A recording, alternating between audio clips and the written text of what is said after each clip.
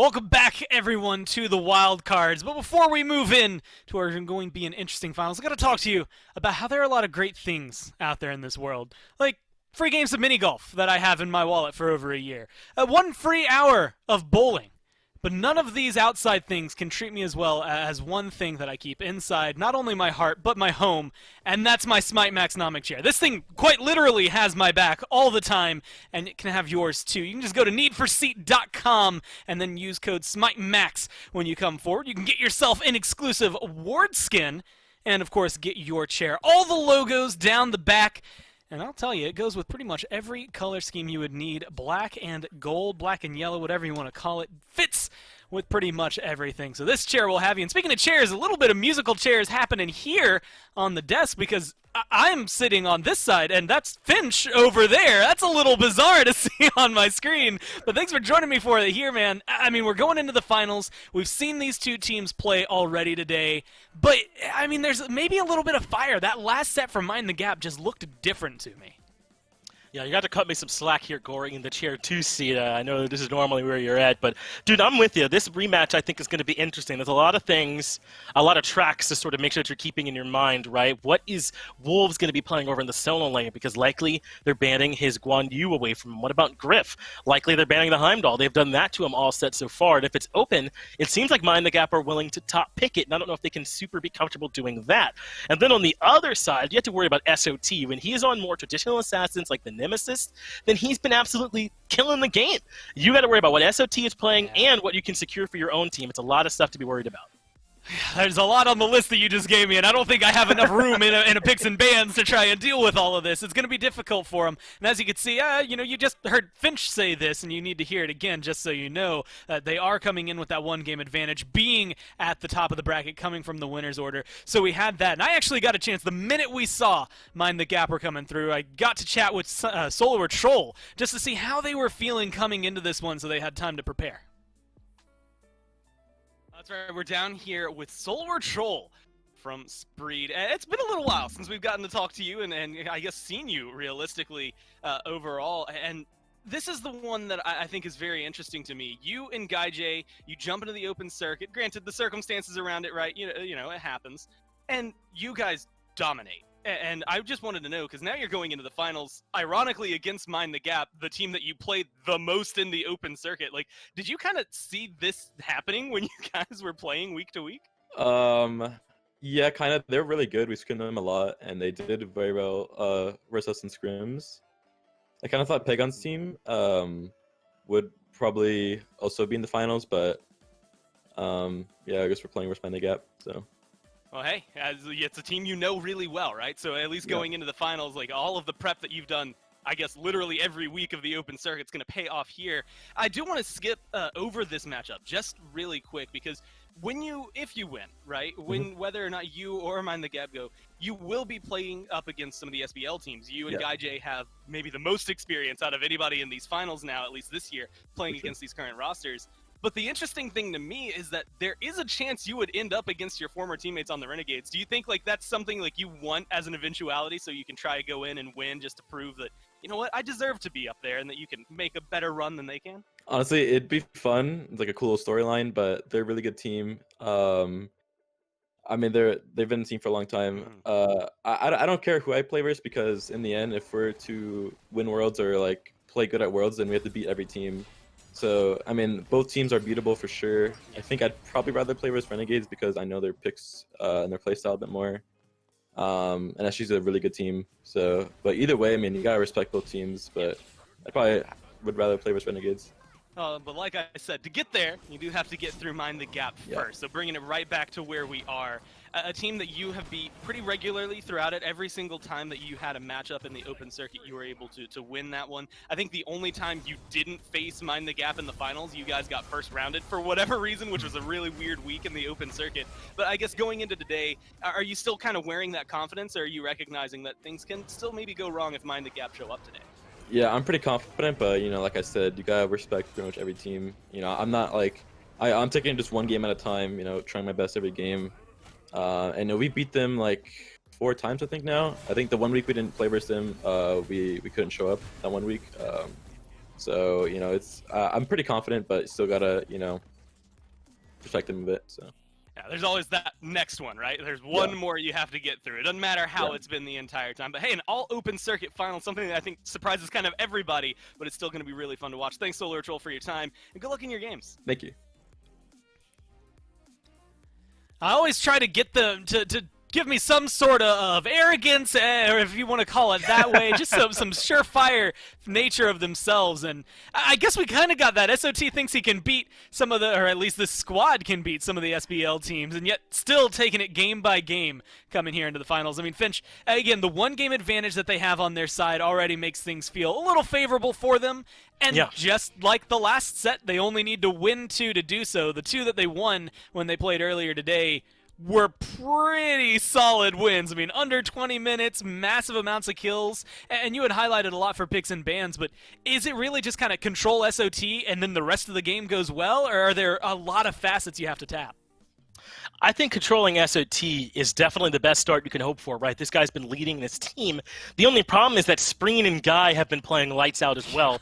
So it's certainly a three-pronged attack, but you can't deal with all three simultaneously. You have to start with denying SOT his normal amount of farm, then hopefully you can get to Spreen and Guy a little bit later on. Well, Layers just had a couple of good games. Let's see if he can do it here. We're going to go into Game 1 here of the finals. I guess Game 2 of the finals. Yeah, that one-game advantage. Messing with the numbers. Spreed already up 1. And Layers is where my eyes go. Earlier today when we were watching, I think that was kind of the driving point. He wasn't showing up. Then last set, he was showing up. Which Layers we're going to get today, at least for this one, is going to make the big difference. Cthulhu already off the board. Not necessarily where my mind went, especially considering the King Arthur that he'd played earlier. I mean, there's so many opens. Healing has been very prominent as well. Like, are you trying to tap the healers like the Hells, the Aphrodites, the Guan Yus, or are you hoping they come through for you? Yeah, if I'm Mind the Gap, I'm definitely spending some attention more towards what I know that SOT is likely going to be playing, and if I'm Spreed, then I'm definitely trying to take away some of those top-tier bans. We've seen the Ra get banned, the Gua get banned, those types of things. Maybe even the Persephone can make it up there as well. But I'm wondering if they might end up spending this last ban slot, Gore, on the Heimdall. They've been doing a good job of limiting the God pool a little bit of what Griff can play and limiting what Wolves can play, kind of denying those side lanes their top picks. I think that could be enough for them to maybe get the edge here once more like we saw them do earlier when they beat Mind the Gap. Well, the Cthulhu was the one that's maybe a little out there, but everything else hits exactly to the T you had said. The Nemesis we saw SOT play, a lot of the highlights even during his interview were on this Nemesis. And then Gaijay's Cupid earlier made Griff's Heimdall kind of cry. I mean, he even was winning the lane at one point and still couldn't maintain a lead. So something that falls apart there, and good bans, I think, from Mind the Gap. It's the set that joins that Guan and Hell on the other side. And Capri coming up first. I mean, he's been big today. Having that res is important. The movement speed from the ult's important. He just feels like he has been one of the best supports this weekend. In fact, over Yamoja, he got locked in. Yeah, that's a bit surprising, but I think Quig has looked good on this Capri. That makes sense. And this is really smart. Predator letting this Heimdall function as a fourth ban for them to take it away from Griff. Plus, there's 2 top-tier mages that still made it through. Ra and Persephone are both unbanned, so you might not have to force those right away because you know that one will be left over. They can't take both. But Spreed want to go ahead and get the one that they're confident in. The Ra's so strong right now, and I'm thinking that it's pretty likely we'll see Crimson then end up on that Persephone. I'm really wondering whether or not we're going to see Spreed. I mean, at this point, there's no rush to it. Maybe third pick just to make sure it doesn't get banned. But when Yamoja's open, it's not often that we get to see her fall down this far. And you sound surprised here to see the Thoth. It worked out well for him earlier. They had a lot of kills, a lot of damage. I guess at least in terms of range, he does a good job of keeping up with Ra. Not the Persephone, though, which is a little flooring. That's a good point. Thoth is certainly... Crimson's warmed up on this Thoth pick, so to speak, right? Because he's looked good on it. Basically all tournaments, been a kind of comfort go-to for him. Just didn't know that he prioritized it to this extent, even over one of the best mages in the game. And it's pretty good at applying that Divine Ruin. He can do damage from range with it pretty easily, so I don't mind it, trying to help him deal with this Ra a bit, and it has some added safety too. And they're going to add in this Erlong Shin right alongside it. This gives them a chance to go for some early pressure here, Gore, whether they put this in the jungle or the support role. So I like this for Mind the Gap. They're hedging their bets with a Capri Thoth and giving themselves a little bit of options in the early game too.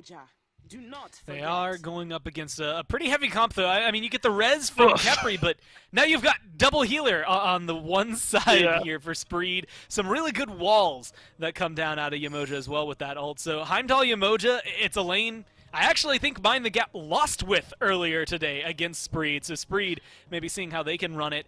And with no Hunter pick locked in, the Heimdall has been the favorite for them over there, but Cupid and Rom taken away. You're going to have to go down a little further, at least in the list, if you're Griff here. But I like that Mind the Gap have an opportunity to ban out Solar or Troll. If I'm Griff, I feel like you could always probably come back to something like a Jing Wei. He's looked pretty comfortable on that, and it adds some safety.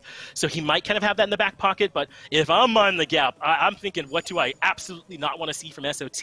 And I'm taking the opportunity to ban it. But look at the heads up here from Spreed. I was just saying this Jing Wei might be a back pocket pick, but here they go stealing it away right away. And just perfectly, again, like you said, controlling Griff. Now, I mean, we've seen, Chernobog come through. We had some Apollo, although that was jungle. I think we saw it once come into North America as a carry. But like you said, controlling SOT is the other side. It feels like both of these teams had a target in mind and just decided to take their shots at it. Kamazotz was really kind to Spreed earlier. Kind might even be an understatement. He just slaughtered people. He was 6-0 at one point. And Spreed are going a little deeper in their pockets than I thought they were going to. King Arthur was nice to him, but they're going for Cucullin, the first game he's been played all weekend. Yeah, I am a little bit surprised here by this Cucullin pick, a little bit kind of an off-brand solo laner, but certainly still strong, right? This gives them quite a lot of pressure over there in the solo lane. It is really hard to beat Cucullin in that 1v1 and also pretty hard to gank him if he's using the rage properly and can trigger it right when the gank comes. So I like this for him. Kind of denies one more area for layers to go to try and look for some pressure here on this map. But Hunter's kind of deep, right? Griff able to still find himself an on her over there in the long lane despite the bans. Well, you get two kings at once, King Arthur and the King of the Jungle there, and on her coming through. I think that's an interesting way to round it out. Again, this King Arthur has been so nice to Pro League teams. I'm surprised Cucullin comes up over it. But then again, I don't think he cares about the matchups half the time. And honestly, now, I mean, with Nike, more than likely a jungle pick, but still something that you can flex around here. You can see them both. Is this something that Spreed can run away with? Because I really like Mind the Gap's draft myself. I think Mind the Gap has a great draft too, but it's going to be so difficult to deal with the Raw Yamoja combination, right? And I think a lot of this, because of the nature of the draft, is going to come down to SOT. Likely, we're thinking that he's going to end up with the Nike, and if he does, he's going to have to make sure that he's controlling the pace of this game better than Layers is on this Erlang Shen, because Erlang Shen has so much setup potential for a Thaw, so much kill potential. He's really going to have a lot that he needs to match in SOT, I mean. There's going to be a lot, like you said, to match and deal with, but Layers at least got some warm-up games in those last ones. Let's see if he can keep up with SOT this time around as we go down to the casters, Mifflin and Dave Dolson-Olsen. It is time to find us our team representing this region going on to the Smite World Championships in just a few weeks' time. My name is Dolson. Mifflin is with me. Doug working the cameras for the final set we have for you here this weekend.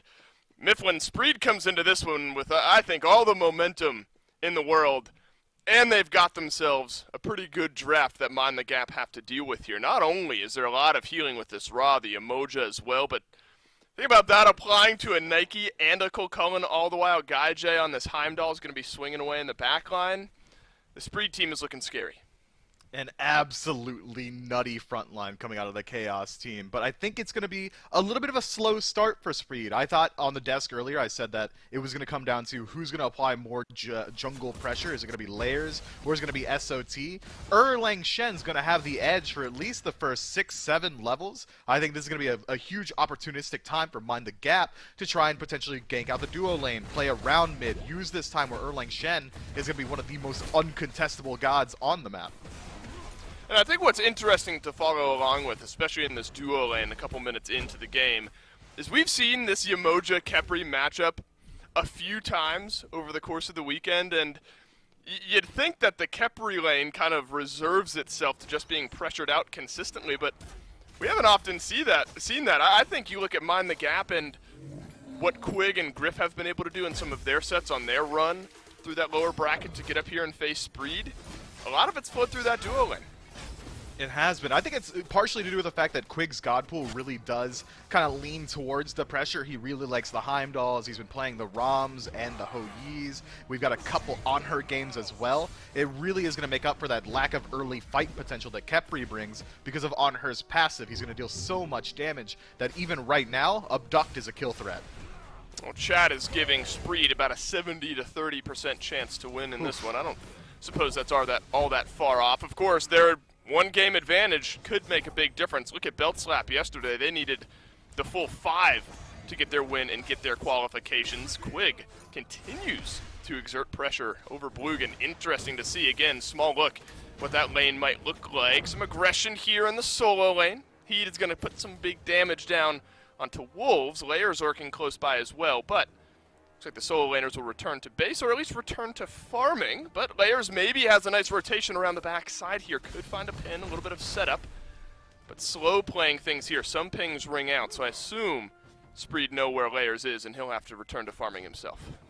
Yeah, those pings came from Spreen out of the mid lane, spotted out Layers rotating through the right side, lets his teammates know, and we even see SOT make his rotation to that side of the map, just for the potential of a counter gank if it does need to come through there. Both teams are showing a little bit of hesitation, not really around this duo lane. Quig constantly looking for that pressure.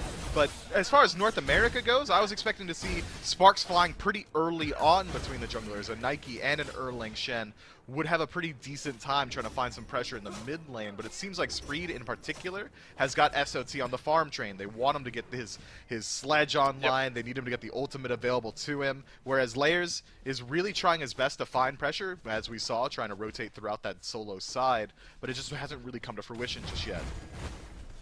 Right, and we've talked, you know, a little bit about how Quig and Griff have been important for Mind the Gap. Layers absolutely has as well. Layers went big in the previous set we just watched and getting Mind the Gap on here into the finals. It's a crystal away from Gaijay to stay alive. Looks like the Spreed duo lane wants to return to base for the first time this game. They'll be able to do so safely. No kills on the board for Mind the Gap on either end of things there. This middle lane matchup I think is going to be fun to follow along with as well, Myth. I mean, Ra, make no mistake about it, there's no eyebrows being raised when this Ra gets locked in. Every once in a while, though, we'll see the answer as, all right, I'll fight range with range, and the Thoth ends up getting picked in here from Crimson. A couple of picks that maybe want to fight the same way, but one's definitely got that heal utility, and maybe that's a slight edge for Spreed. Yeah, I really do like this Raw pick, with the majority of this team matching up with the sustain already afforded to you by the Emoja as well. But we can't slight Thoth in that matchup too much. With his increased range, he should be able to apply Divine Ruin relatively easily. If Spreen's able to back up and get his heal off, that means that he's just ceding ground to Mind the Gap, which should allow Crimson to find his poke pretty consistently. I think it's really going to come down to which team's going to have the superior setup for their mid lane ultimates. Is it going to be Quig finding the Abduct, or potentially an ultimate from King Arthur? Is it going to be Heat on the enemy side blinking forward and finding the ultimate through the Kakulin? There's so much setup potential. It's just about which one of these teams is going to get their engine revving first. That's a good point. In that really there's similar engage maybe from both sides, or potential, as you pointed there. It's about converting that potential into kinetic, as we like to word things there. It's been sort of this slow building half-level lead for SOT out of the jungle so far. I imagine Layers catches up quite quickly here, and he will take over to level 6, matching with SOT. But Myth, I mean, you kind of put out this timeline of the first maybe 1 to 7 levels for Layers, and where this Erlang Shen has the highest maybe gap over this Nike. Do you think there's maybe been a missed opportunity, or you don't mind so much just kind of the passive mindset, let's farm up and try to get ourselves into that late early and early mid game? Do you think that Layers has played this one all right? Layers, he's playing fine. It's not necessarily that he has to fight early. It's just an advantage state where he should have a little bit more fight potential than SOT. But if we're going to evaluate the late game value of both of these teams, I think that Mind the Gap have got Scarab's Blessing, which is going to make it much easier for Layers to dive into the late game, even if he goes for a much squishier build. Look at Spree, and they've got multiple healing as fights erupt in mid. And Layers finds his way into the back line. That's a big 9 turns Blessing, pulls 2 back in. Blugan will live to fight another day. Crimson let the final judgment fly as well. Right as we talk about it, Myth, Layers agrees that maybe it's time to get things going here. It's a fantastic engage, but I think Blugan on the River's Rebuke there does a great job delaying the fight as well. There's the Uptown Scarab's Blessing over onto Layers. Away he goes back to the safety of his support. Wolves in on the chase as well. Some sparks, Myth. Took 6 or so minutes to get there, but no kills on the board just yet. That's a scary situation and thin margins that Layers gets out by, and that's the threat of SOT on this Nike. That jump in setup for the Raw ultimate, the Searing Pain. It doesn't get much better than that. Easy to line that one up. But I think we got a good heat check for Mind the Gap there. Layers waits for Quig to rotate out of the duo lane before he feels confident looking for these fights, and I think he may be right to do so, because had Mind the Gap won out on the engagement, likely if they wanted to kill, it would have been a result of a tower dive. Scarab's Blessing, invaluable in these early game skirmishes if you're looking for those situations, just as that safety net. And so with that small fight in the mid, we'll take a deep breath, slow things down, return to a state of farming. Another minute on that blink from Layers could be a difference maker here. He found a fantastic engage in mid just a few moments ago with that, but with the pace of this game, likely won't make all that much of a difference. Been kind of quiet over in the long lane as well since the supports have left. I'm going to see what Blugan chooses to do here as far as pathing goes. Unsure if he wants to catch out Layers or just maybe drop some ward coverage, and instead he sees Quig there. So he'll walk himself away as well. Wolves gets aggressive. Half HP onto Heed, but SOT is lurking close by. Going to be difficult to kill a King Arthur here, so two half-health solo laners, definitely not all that surprising to see. Sort of get this idea of Guy J surviving. He will stay in it. You get this idea, Myth, that both teams kind of poking and prodding at one another, waiting for the other to make a mistake. Yeah, they're waiting for these small opportunities. Both teams just waiting and biding their time for that objective focus around level 12 minutes in, so they can group up around this gold tree. I think that, if anything, I'd give the slight edge to Spreed in waiting this long because of how strong their late game composition is. It makes perfect sense. The double front line, the insane amount of sustain, and you've got Guy J for consistent DPS as well. I think, if anything, Mind the Gap have already figured out that now's the time they really want to start fighting. They've already established a pretty small lead, about 800, nearly 1,000 gold. They've got the power spike on Layers as well, which is why we're seeing this aggressive positioning constantly from Layers, just then invading away the back camps.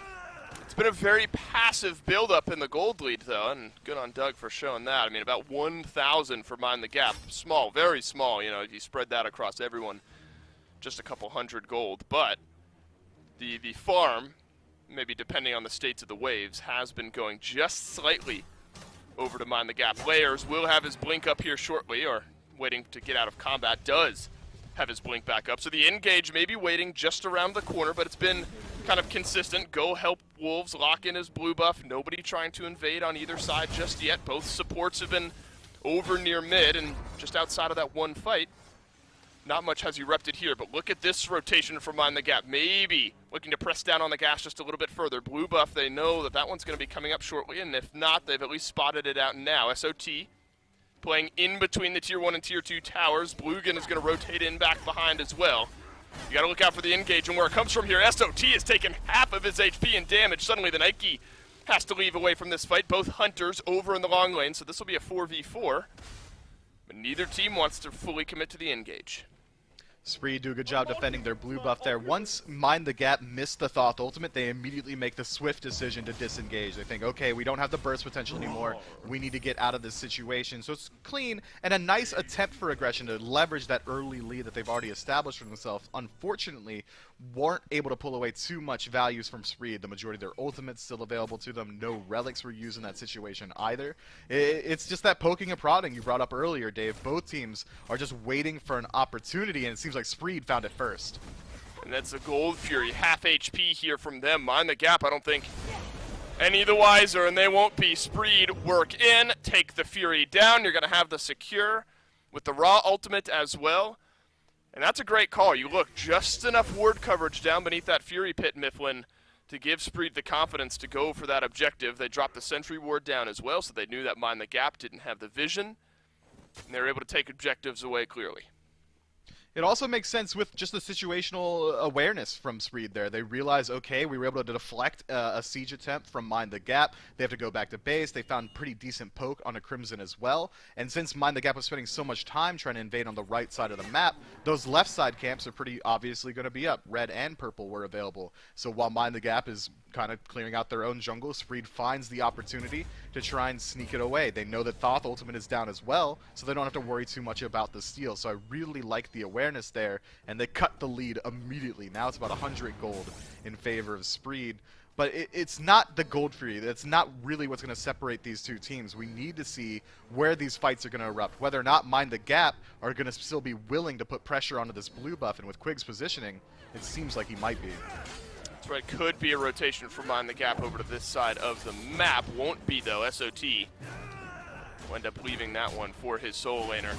You know, always surprising. I think we saw this a little bit yesterday as well when SOT, and maybe even the day before when SOT played this Nike out of the jungle pick. He likes going like one just kind of normal physical power damage item early. The Crusher this time, and maybe not surprising why just a moment ago he only got poked a little bit, but it was about half of his HP. But just that little bit of edge of power, Myth, might give SOT enough of an advantage in some of these fights to clean up some kills. It should, especially with the ultimate, the additional attack speed that Crusher affords him as well. It's going to be much easier for him to stick into these engagements.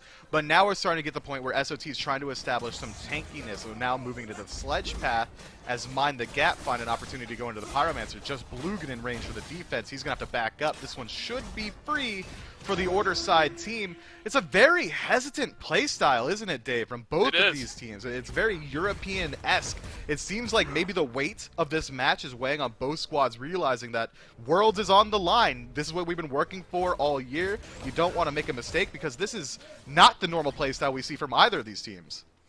Right, and you know, obviously all of the games this weekend carried a certain level of weight, but now you've finally gotten here. I mean, you're one away. I mean, if you lose earlier on in the weekend, you go out in losers bracket round one, whatever that may be, at least you can say, all right, we tried, but you know, we weren't all that close. I mean, you're here now. You're in the finals, and you have a chance to work on to the World's placements early next year. Spreen makes his way around the corner there, but unfortunately no mid-harpies for him to contest with there.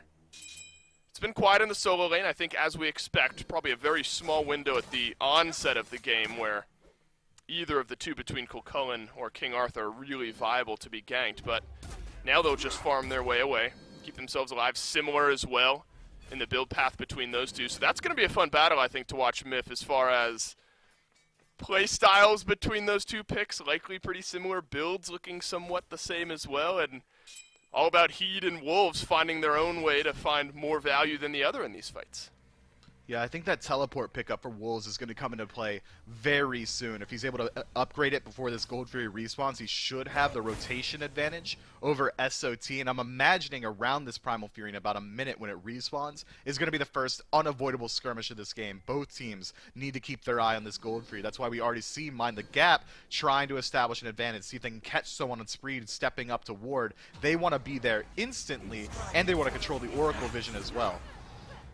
And they will grab the Oracle Visions there for themselves. Cursed Ankh as well. Good eyes there, Myth, on taking a peek at the Relic. So totally different from what Heed, the solo lane counterpart of Wolves, picked up, where Heed has Thorns and Blink. A little bit more standard there, though. Could argue at some rates teleport maybe flexes in and out of that Blink spot. But yeah, I agree. 30 seconds left until that Fury comes back up. That's going to be where we need to keep our eyes. And that'll be our first glimpse at these Hunters, likely, and what they're able to do when they get involved in these fights. Been quiet here, both level 15, both very similar as far as how far into their build they are. We've seen Gaijay like this on the Heimdall, though, the Bloodforge start into something like the Kinsize or something else out of that item tree. But it seems to work for him. You know, it's a bit of a deviation from some of the ways the other Hunters start off their builds, but apparently it works for Gaijay on this pick. Yeah, Gaijay is not going to be landing as many auto attacks as Griff just because the raw attack speed differential, but when Gaijay is able to find his way into these engagements, Layers, Crimson, they're all going to take so much damage because of the additional power that Bloodforge affords him, and since he rushes the Kinsize as well, he's not going to be sacrificing too much on these tanks as Freed start up the gold. Heed is close by, no upgraded TP for Wolves, but he's here anyway. First big fight of the game, River's Rebuke. Separates things out, keeps two members of Mind the Gap right into the fray. Oh, it's a massive taunt in from Layers, but there's no follow-up from the rest of Mind the Gap. Spreen finds the first kill in this one. Quig has the Scarab's Blessing on himself, but SOT delays things out. That'll be another kill on over to Spree, but it's a 2-for-2 fight as we stand. Spreen and Gaijay have both gone down. Layers has as well as Quig. over for Mind the Gap, but Spreed are the ones chasing down the straggling members of MTG. The up-down will not get it done, and SOT finds the difference maker in the third.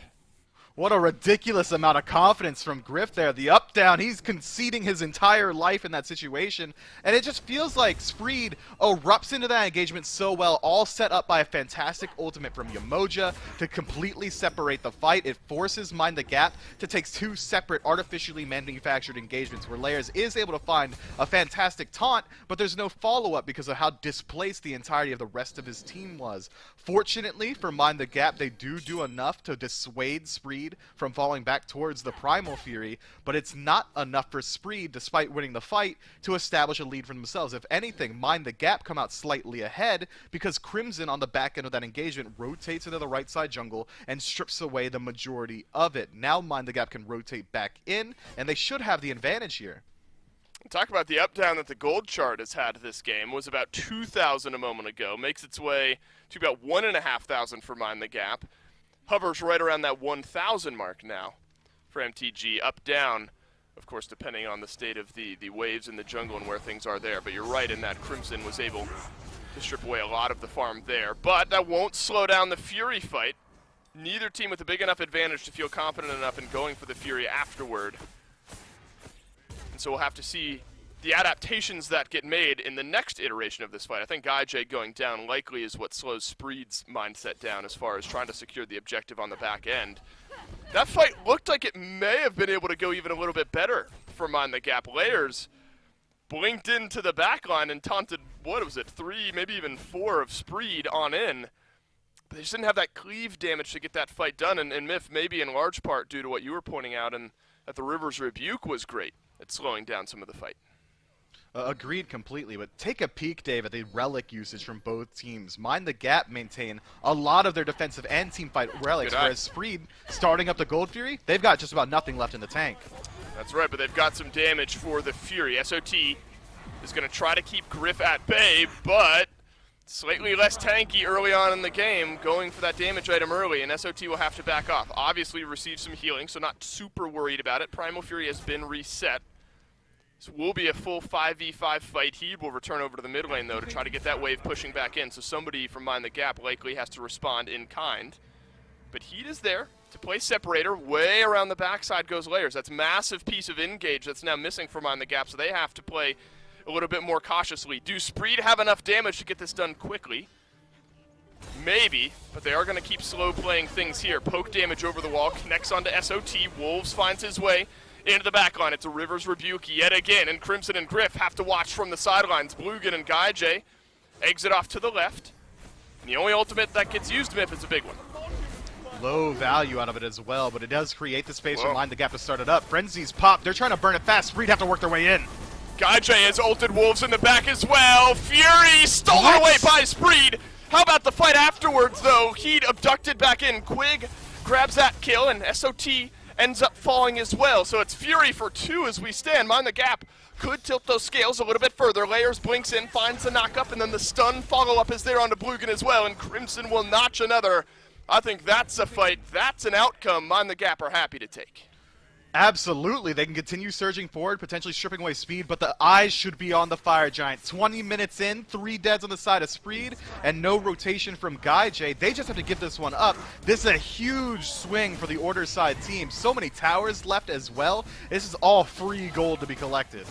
Spreen has his ultimate, but they do not have the vision. And so, Spreen will not make his way and attempt to steal away the Fire Giant. Everyone from Mind the Gap is alive. Everyone will receive the Fire Giant buff.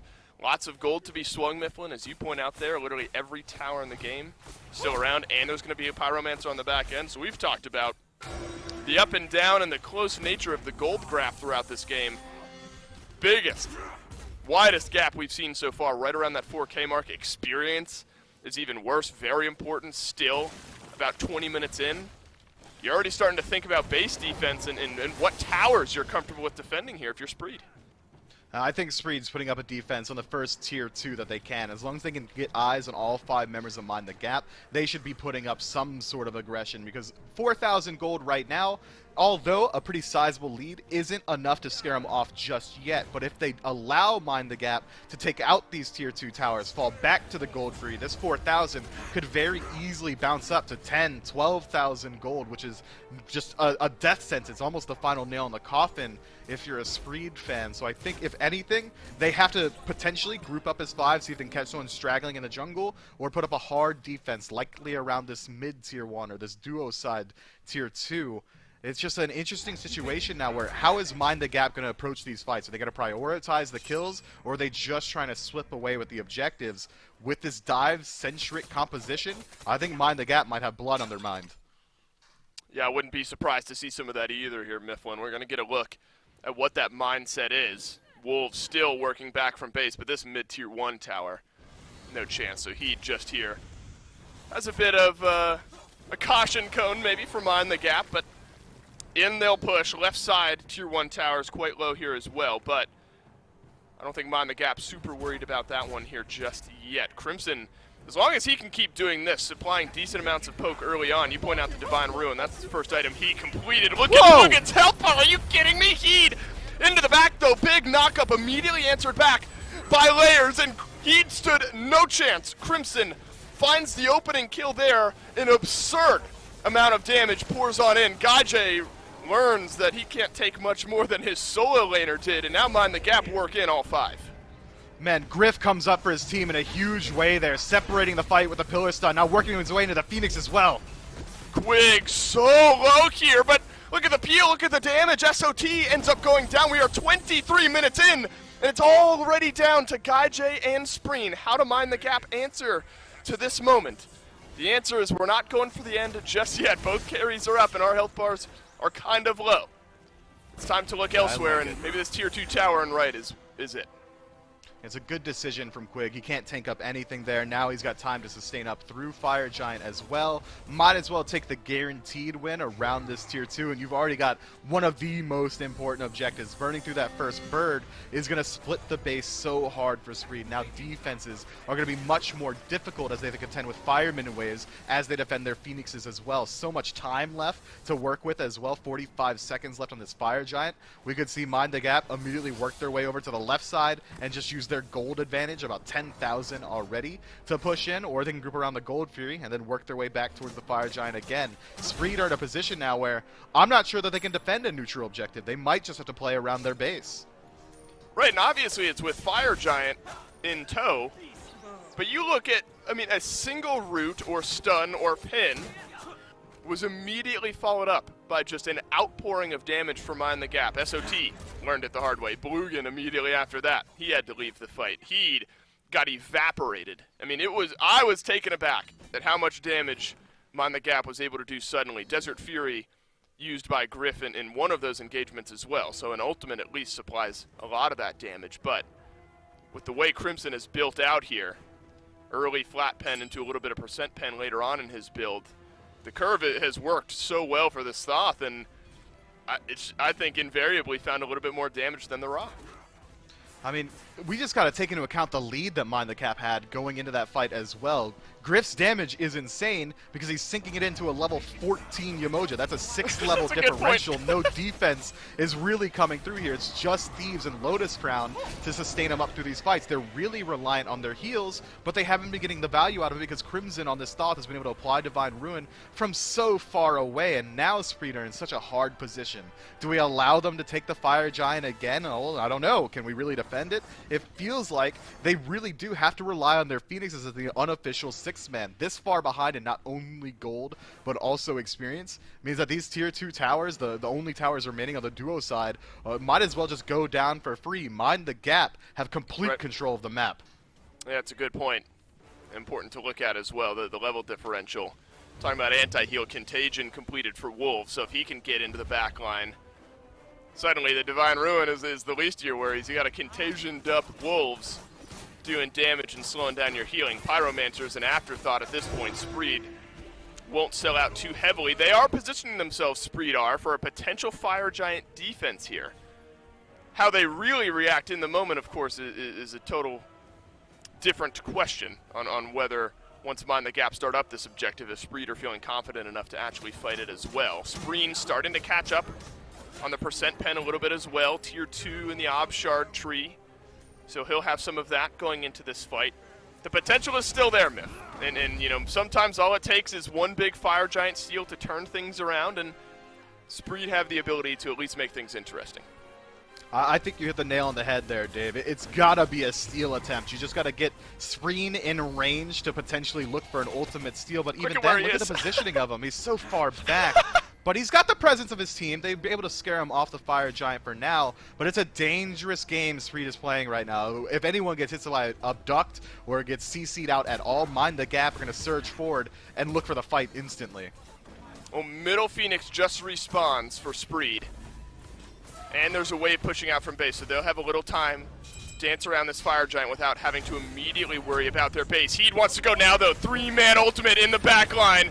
Thorns not doing him many favors here. Double taunt in. Look at the peel in the back line from Layers. Heed and SOT, they have to look elsewhere, and they haven't been able to find anything. Everyone else is concerned about Wolves, and Spreen ends up picking up that kill, but now Layers, no ult in tow, finds his way into the back. Spreed, 4 members still trying to escape, but Quig abducts one. Right back into the fray. Crimson hasn't done enough damage to kill off Blugan just yet. 1-for-1 trade, both solo laners down. But look at the mid, Phoenix. It's just respawned, and Fireman Wave's knocking out the door of the base, but the fight continues. Mind the Gap know it. They won't let him back.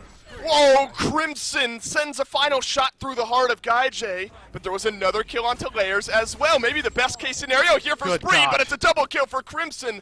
Blugan would have made 3 right around the corner. Quig still in it. Griff is as well. They've got the utility. They've got 2 carries and a support. Oh, big ultimate from Spree. Now Quig, is he going to die to the Phoenix? He won't this time. He's still in the fight. Does not have his ultimate, does not have mana. He's here just as another body in the event of a big fight back from Spreed. Phoenix does go down, and talk about the small game that Mind the Gap are playing here. Just enough damage to get the Phoenix again. Dude, Crimson's just better, Dave. Are you seeing this? He's dealing so much damage in these engagements. He's setting up kills. He's applying anti-heal constantly. He free-casted for 3 minutes uninterrupted throughout that entire Fire Giant dance because of the peel afforded to him by Quig. We saw Heed try and work his way forward with the help of SOT, and immediately Wolves zones out 3 members on his own on the side of Spree, turning it into a very easy engagement. I think it's pretty clear what exactly needs to be done for Spreed if they want to win out in these fights, and they have to kill Crimson. He's undying, 4-0-7, topping the damage starts. He is the threat that needs to be dealt with, but at this point, he's dealing so much, who's going to deal with it? It's going to take a concentrated effort of 5 members from Spreed if they even want to close the gap on this guy. Yeah, now Crimson has a soul gem to round out his build, so difficult to deal with him before, even more so now. Look at this positioning from Mind the Gap. Wow, Spreed, they think they found an opportunity to start up the FG, but Gaijay, he's the one caught out. Griff, he's the one who gets the kill. Now it's Heed in onto Layers, but way in the back is Crimson. Nobody has been able to find the thoughts just yet. Final Judgment flies on through, connects onto SOT. Spreen does get big damage with his ultimate as well, but the chase down begins. Mind the Gap find 3 in Mifflin. They may have found game 1.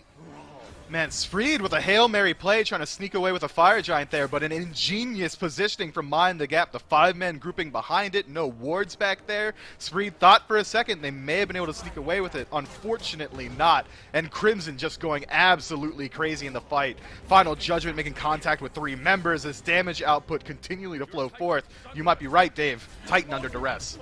Blugan does end up going down. It's Heed against the world. Big ultimate from him here, but it's a Scarab's Blessing on the Quig himself. Desert Fury will get the deicide. It'll get game 1. Mind the Gap from the lowers bracket. They even up the set, and that is massive. Mifflin, now at this point, I think the weight's kind of off of them. Of course you want to keep, you want to keep trying your best. You have to win these games, but it's no longer we're at a game disadvantage. Now it's just, we got to win 2 more before Spreed win 2 more, and they've shown that they have the ability to do so in game 1. Essentially a best-of-3 situation. This is what we were worried about for the Spreed boys. Mind the Gap had the additional set to play in losers bracket, that confidence builder, every single one of them coming in with hot hands and additional practice, and it shows, man. They're looking incredibly strong right now. An uncharacteristically slow game, but clinical, to say the least. It was all quiet until it wasn't, about 16 minutes in, and then Crimson just erupts I suppose, here in Game 1. We'll take a break before we come back for Game 2. You suck.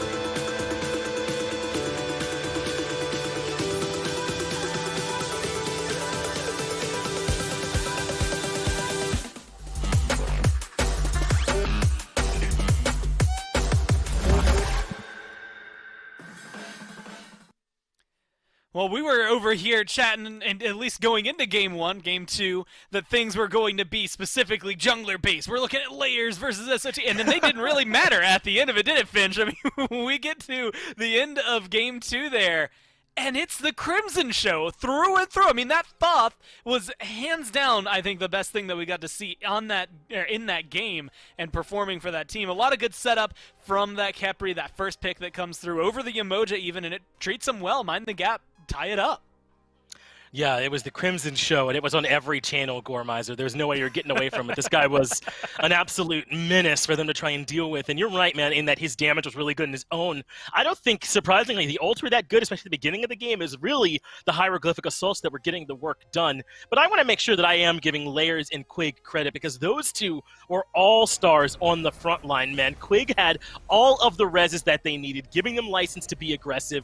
Layers is finding taunts and pins and setting up for him to hit all these stationary targets and making life easy for him. But at the end of the day, when Crimson's playing this well, remember how he didn't take the Persephone? He took the Thoth, and I doubted my man? Well, I wish I could go back in time and pretend that I loved the Thoth pick, because he absolutely was on fire. And really, it was just two big fights that caused it, Gore. This 19-minute fight where Spree to get the Fury but get waxed in the team fight. And then when they head over to that 24-minute Gold Fury and then into the Fire Giant that set up for them as well. It was just being really, really clean here from Mind the Gap. Once they got the lead, they didn't make any mistakes with it, and they just cleaned it up. And I'm happy you highlight the front line for it, because outside of this exact moment, you see Crimson literally free casting from the back line. Same thing for Griff. All of these highlights, they are touched. No one's looking at them. Their health bars don't budge. They do have a care in the world in those moments. And the only way you get there is if everybody else on your team is body blocking them away, distracting them, and keeping you safe. Wolves, Layers, as well as Quig all have high assists there. 5-0-10 though for Crimson, 5-1-7 for Griff. They just look clean throughout all of that. And even though there were some good moments for Spreed, it definitely begs to question whether or not you go back to the drawing board, because this is how things went I always hate being the naysayer, but I gotta be the friendly reminder that earlier today, when we watched it, it was a very competitive game. Mind the Gap win. It takes about 30 minutes to get to the end, and then they proceed to get waxed 2 games in a row, under 20 minutes. I mean, is this one of those moments where you look great in game 1 that you are actually playing in the finals, or is this a new Mind the Gap that we're gonna see for the finals? Dude, I hope so. I haven't hid that I'm a Mind the Gap stan, but take a look at these damage numbers. 9K from SOT, 27. only eclipsing the supports, and yeah, Crimson just being ludicrous on this Thoth, man, doing that much damage. That's hard to beat in and of itself. The fact that Mind the Gap's backline only died once is absurd, right? As opposed to, I think, 5-dash of the backline on the other side there. They just were not able to get to the backline consistently. I give all of that credit to Quake and Layers for being disruptive, and Wolves, of course, on the King Arthur, and then just playing well from the backline as well, being safe. But I'm with you, Gore. I hope that this isn't just a repeat of what we saw before, and that Mind the Gap can keep this going. I think critically, they showed it to us on different picks, right? On her for Griff instead of relying on the Heimdall, on the Arthur for Wolves. They've expanded out what's been successful for them. And I mean, if you look at the track record, right, it was today for them, Mind the Gap's path has been win, loss, loss, win, win, win. So there's a lot of wins in a row there. Momentum is always something that can carry on here. And even though Spreed came in with that 1 map advantage, now it's completely dissipated. Next one to win 2 games, whether it's in a row or not, is going to be able to take this one home. And it seems like Spreed are going to go ahead and take a note, go ahead and take that first pick away as well. I mean, we've seen Capri up here, we've seen Guan Yu up here, Yamoja, Persephone, all of these picks that we're so used to talking about being number 1 are just thrown out the window. Forget about them. Persephone didn't even get picked last time. And even though you liked the Thoth, now I'm kind of wondering, was it worth going for the Ra over her? I wonder if Spreed are going to change anything up. Do you have at least any, I guess, thoughts? Where do you go outside of a Kepri ban? Where do you go to control Mind the Gap?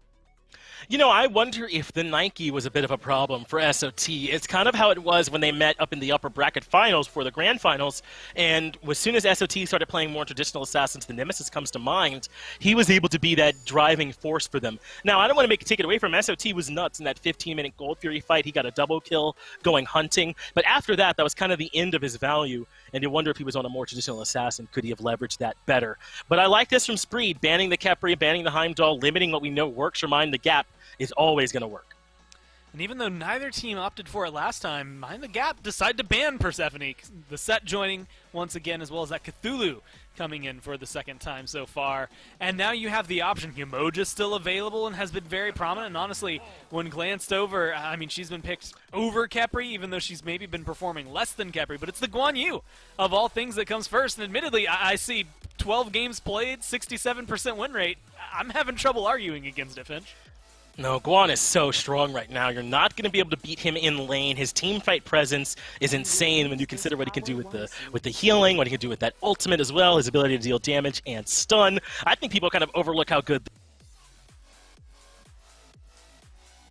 Well, it's definitely something that has been causing them trouble throughout all of that. But Yamoja locked in here. And that's something that I think is going to be big for him on Mind the Gap. Now Cupid as well. Look, if we're watching Pro League games, if we wind it back to playoffs and we see a team get these top 2, Finch, we don't vote for them. We only vote for them. We don't give them any benefit of the doubt on the other side. We think, well, they got Yamoja Cupid. Well, let's just go ahead and go to the next game. I mean, that is obviously a strong duo lane, right? But Yamoja hasn't quite been hitting in Quig's hands so far here, so I am a bit worried about if Spreed are going to be able to execute it. Plus, now that this Morrigan's on the other side, Spreed could potentially have a Yamoja of their own if they see fit. I'm thinking about double Guan Yu and how you're not stopping him if there's 2 horses riding around in a team fight. So these top 3 picks have me feeling really good about Spreed with SOT on a traditional assassin. Yeah, not only a traditional assassin, but the one he's been performing on the most. I mean, you roll it back, the one set that stands into my mind where we just had trouble talking about it afterward because there was not much to say other than SOT was good. He was like, what, 21-7 or something on Nemesis? Yeah. So definitely a lot of control that comes through here. I'm just scared of double Guan Yu more than anything. Erlong Shin locks it out here for Mind the Gap. Treated Layers very well. A lot of good taunts that came through, so not surprising to see him go back. The Rom bands looks like they're trying to control anything that, well, could counter Griff off right here with the Cupid. But do you, I mean, what, Rom Heimdall? What do you take away if you're trying to isolate hunters? I think that you do, right? You ban the ROM here and likely the Heimdall to try and keep that away from Guy on the other side. Looks like they're going to go with the Jingwei, a safer option. But this is showing why I don't know if you necessarily had to take Cupid right there when you could have maybe instead prioritized a mid laner for Crimson to try and tank. Because, I mean, they just proved, I think, with Griff that even if he's forced down to an on her, he can still look really, really good on it. Though I suppose that was in a game when they had that Kepri support both peeling for them and setting up for them. So in a world without that, this Cupid can function pretty well on his own with that Fields of Love, with how strong Heart Bomb is, so it makes some sense. And they end up coming back down to this Merlin. These are good picks, Gore, but this reminds me so much of the set of the game they ended up losing. They're missing a lot of those key pieces like the Guan and the Kepri that were really making them work. I will say, though, at least their draft makes me think Sanguine, of all things. Like, I look over towards the right side of my screen, and that's where my mind immediately went. So that's normally a good sign. We'll have to see if Mind the Gap can play to the letter, because like you said, a lot of those key picks, mainly the Kepri, the Thoth that we saw last time, the Heimdall that we've been treating Griff so well, all stripped away makes things a little shakier, at least in terms of a foundation. Ganesh, but then Hachiman. I think we've seen him played one game, maybe in Europe. Didn't win that game that I remember. So, I mean, how does that feel, at least coming into this? He's kind of bland in my eyes, but, like, not bad bland. He's just not the flashiest hunter. No, I would use the word underwhelming to describe Hachiman right now. He certainly can do the job. His stem is satisfactory. The ultimate's very, very safe. Even his dash in a 1v1 against another hunter, point blank, you can't miss it. It's a great tool to set up to you to win some fights. But if things go even and it's Hachiman in the late game versus Cupid, I think I'd favor what Cupid can do for the team. And now that Mind the Gap have this whole draft showing up here, I mean, they're going to be so reliant on their team fight stage, right? How well the Merlin and the Erlong can synergy together and those type of things. Meanwhile, Spreed have a bunch of pieces that can function even if it has to be 2-on-2s or whatever, what have you. They've got a lot of ways that Spreed can function because they're more variable and adaptable. Yeah, there's a lot on their side. I mean, we covered it with the top three, but realistically, they're dealt a good hand coming out through this one. They feel comfortable, and like you said, a lot of ways for them to function. But right now, Mind the Gap are the team with the hot hand. Let's see if they can keep it going here in game number 3. It kind of feels, doesn't it, like this is the one where Spreed need to turn things around. It's very hard to turn around a 2-loss streak in one of these types of sets. Mifflin's still with me, Doug with us as well. But Beltslap did it yesterday. That's the type of team we could be dealing with here in Spreed. So, absolutely, not all is lost if Spreed end up going down 2-1 in this one. But Mifflin, what do you think their chances are looking like of a win here, Spreeds? They draft a very different look at a composition, SOT over onto the Nemesis rather than the Nike. Blugan on a support here in Ganesh that I like. Gaijay, a new look at Hachiman. I think there's a lot to unpack with this Spreed draft. Yeah, I like it a lot, Dave. I like a lot of what they brought here. This Morgan in particular should be a huge talking point throughout this game. If we see a similar pace as we did in Game 1, where it's the first 15 minutes are a little bit slow, it allows the mid laners to free farm, this Morgan is going to be a massive threat in the late game. The ability to one-shot Crimson or one-shot Griff or anyone and then immediately transform into a Guan Yu or a Kukulkan to disengage or continue to fight forward is going to be invaluable. But there are tools on the side of Mind the Gap to deal with this. I'm keeping my eyes on Wolves in particular with that exhaust second ability. If he's able to close the gap onto Spreen, he should just about never be allowed to enter stealth, and that should be the strategy coming around a team fight phase. But if anything, I'd like to see Layers get involved in the early game, see if he can put an address to this Morgan earlier on. Right, Layers definitely bought some time. Well, hey, here's a way to get involved early. I'll blink and pin. Spreen uses the beads, but now he doesn't have it for the chain CC. Crimson and Crimson First Blood could get worse. SOT will use the clap and the slow to get out alive. What a rotation there. That's great communication from Mind the Gap to collapse in for First Blood. Yeah, word. I said I wanted to see it early. I wasn't expecting to see it on second wave, a support rotation as well. Yeah, Spreen is now in a lot of trouble. Morgan at level 2 now without beads up against an Erlang Shen and a Merlin. If Merlin switches into Fire Stance, all of a sudden, boom, you can't stealth. That dot is going to be so potent. And if Erlang Shen can see you, he's certainly going to be able to kill you as well. So I think for the next couple of minutes, Spreed and Spreen in particular are going to be playing catch-up, and they're going to be playing incredibly safe. You know, I'd like to take that moment to kind of highlight the plight of the mid laners and how, you know, if the enemy team wants you dead, you're just sort of dead. I don't know if there's much more Spreen could have done there. He gets ganked, gets his beads burned, but now there's a support here at level 2. I'm not sure what I'm supposed to do there if I'm Spreen. Look, it's happening again. The double stun once more. And now I can't step out from beneath my tower. Layers was there as well. And jokes aside, Miff, now it's kind of the domino effect of that, where I wonder if SOT suddenly feels like, man, I've got to hang around here a little bit more often. The question is where do those dominoes start to shift? Right now, it gives an advantage to Blugan and Gaijay. On the left-hand side, Blugan picks up the purple buff, but has lost half of his HP. You got to think that if that stun connected, could have been a dead Ganesh around the corner. Griff reaches level 4 just as Quig ticks over to level 3. So really, Quig being out of lane hasn't put him behind all that much. That early assist has helped him out. Yeah, and he should be having Griff relatively ahead. He's been able to solo out the last couple of waves as well, so Gaijay is going to be set slightly behind Quig, not sacrificing too much. If anything, Blugan is going to be slightly ahead, but I'd much prefer to have Griff have a lead inside of this lane, especially in this Hachiman matchup. If Griff hits 5 first, that's going to be a lot of kill potential with the Fields of Love on this Hachiman if he doesn't have his own ultimate available to him.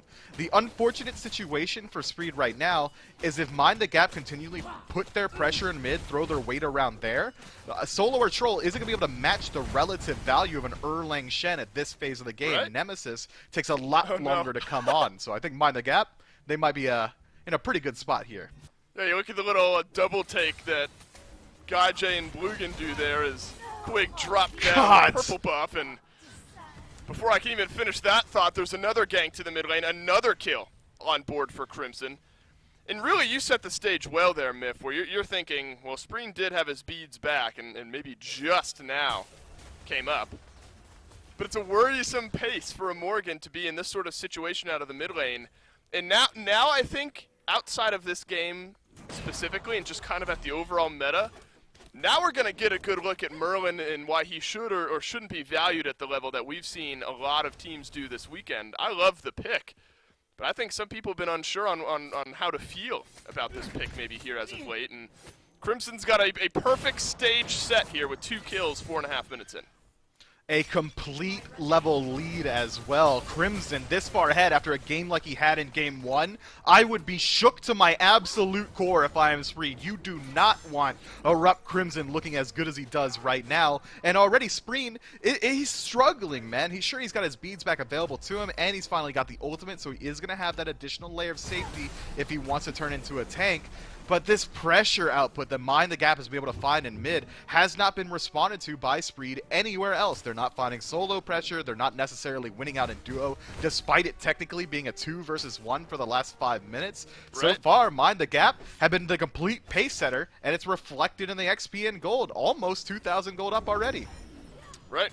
1 level down for Quig, but 1 level up for Griff. And I'm sure that's a trade that Mind the Gap are happy to take here, especially with the way mid lane has gone and the ability to burn out early objectives for Crimson. That might mean that Griff needs to get involved a little bit early here if there's a Gold Fury or something like that Mind the Gap feel comfortable looking towards early on in this game. Spreen, for a little bit now, might have some breathing room with the potential and the ability for setup here from Mind the Gap. It'd be oh so difficult. I think as well, Miff, and maybe you can shine a little insight on this. It's probably been a tough game for Solo or Troll, right? I mean, you got to feel like maybe you're around mid more, but you want to get something going elsewhere on the map. It's maybe not even worthwhile trying to gank this 2-0 Merlin at this point. As a jungler, it's probably tough to be in these sorts of situations. Yeah, SOT's options are incredibly limited right now. Are you going to gank the mid laner? Sure, it's a good idea, but he's also got a pocket Yamoja walking around with him, and Layers is there constantly. You don't want to take that fight. This fight, however, on the opposite side of the map is looking good, but a fantastic ultimate from He to evade the 9 turns blessing. Layers, unfortunate situation. It's going to get him out of there alive. Perfect play there from Heed. And I'd argue perfect play from Mind the Gap as well in nearly setting up a kill. Now we're going to get to see exactly where this Cupid stands. This is the 2 versus 1 we expected we might see a little bit more often. Gaijay not necessarily there on the follow-up. Is Heed going to be able to complete his back here? Not sure Wolves had all the abilities he wanted in order to complete the dive there, so Heed will make his way back to the fountain. I mean, talk about bad to worse if that kill ends up going through. Layers lurking. He's just going to drop a ward around the speed buff here. It puts SOT sandwiched between Wolves and Layers at the moment, but he'll slip his way away as the blue buff comes back off of cooldown. Rotation over from Crimson, though. Could be a fight brewing over this blue buff. Certainly one Mind the Gap would be favored in numbers-wise. At least going to be even. Wolves taken down to half HP. The Dharmic Pillars in the back. Shreds about half of Layers' health bar, but the big pullback in from Crimson maybe keeps the casualties at 1. Double stun, though. Crimson stays alive. Big play from Spreen. Now to find a kill onto Crimson. Charges his way in with the cavalry charge off the transformation. And now Spreen have gotten themselves a kill on board. Quig much too slow on that rotation. An attempted blue attempt at a numbers disadvantage because Quig just doesn't start walking over. Results not only in the loss of life, but the loss of their own blue buff as well. Crimson falling is just about a worst case scenario situation for Mind the Gap. The bounty for him much higher than anyone else. That experience gap that he had already established for himself have been cut. Spreen now a level ahead on this Morrigan. That's a huge swing for Spreen. Well, more fighting to be had here. Do we see a tower dive around to the corner? One stun onto Quig. The target is Wolves, though, much lower on the health bar. Heed juggling the aggro from the tower here, and SOT will notch his first of the game. Wolves stuck around after that fight that we saw a few moments ago, and Spree will make him pay. So much work done, so much work lost as well, but now Spreen in a little bit of trouble, gonna lose out on his beads here. Gaijay forced to rotate in. That's a huge exchange, but nothing gained. Layers burns away the beads as well. Yeah, we are still going here, Mifflin. Blugan now on the re-engage. A stun onto Layers will set up the kill for Spreed. And wow, what a turnaround we've seen here in this game. We're thinking Mind the Gap are on easy street, but it's been anything but. Since the 2-0 start to this game, it has been a 3-kill swing. Spreen right back to even, a level ahead. That's why you can't count out any team earlier on in these games. And I think this is a good indication why. We're looking back at game 1.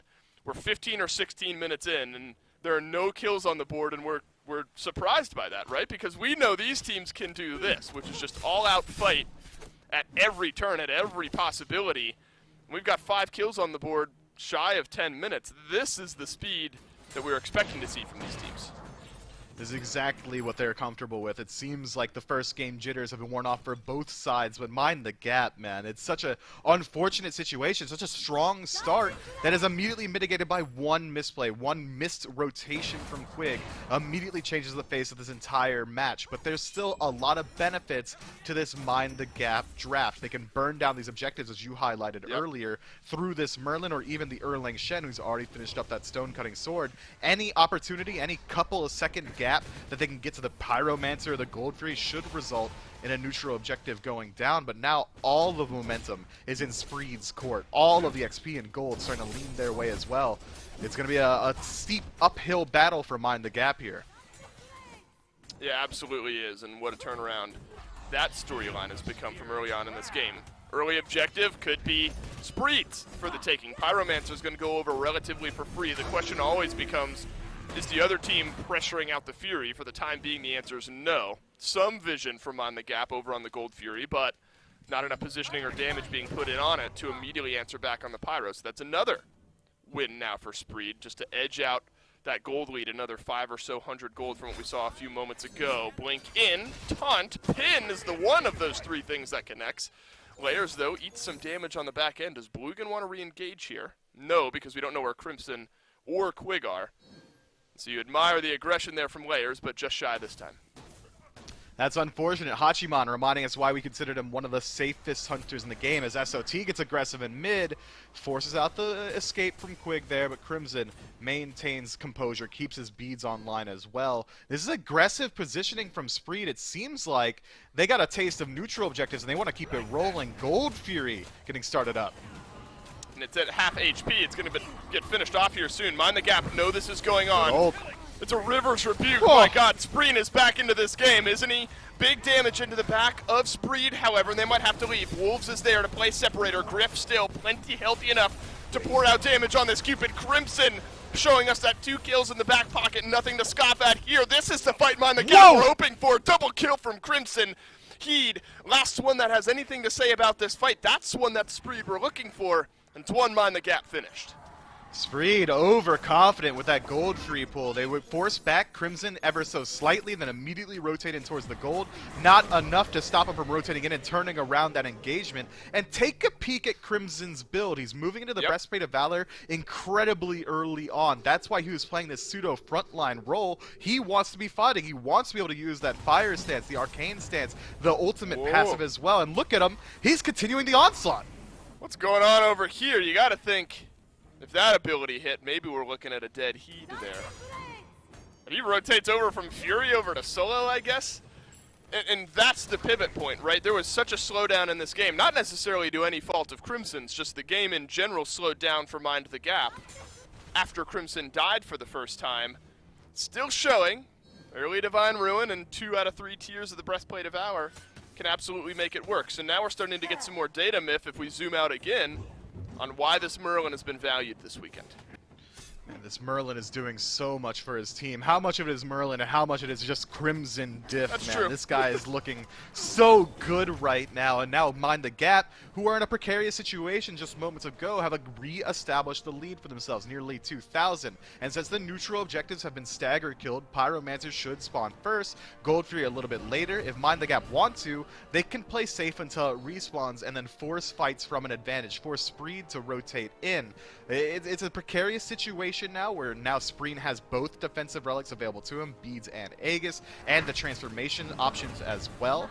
Both teams have the potential to fight in, but it's going to be a while, I think, until we see another skirmish. Unfortunate for us, because it's been a lot of fun to watch these two teams battle it out here as of late. I think you got to give credit to Spreen as well for the way that he's kind of kept his composure in this game, turned things around, and is now somewhat even with his counterpart over there in mid. Nowhere close as far as damage goes. You expect the solo laners to be way up top 13, 14 minutes into the game. Crimson at the perfect 6,000. 14 minutes in will top the damage charts for the time being. And you gotta love that in this Merlin pick. I think as well, though, if we kind of take a shift away, we've talked a lot about the mid lane for good reason. Layers has looked good again on this Erlang Shen. I think I like the look of SOT on a pick like this, on the Nemesis. You get in and brawl and do massive damage. I mean, he's 1-1 and 2, not necessarily blowing Mind the Gap out of the water.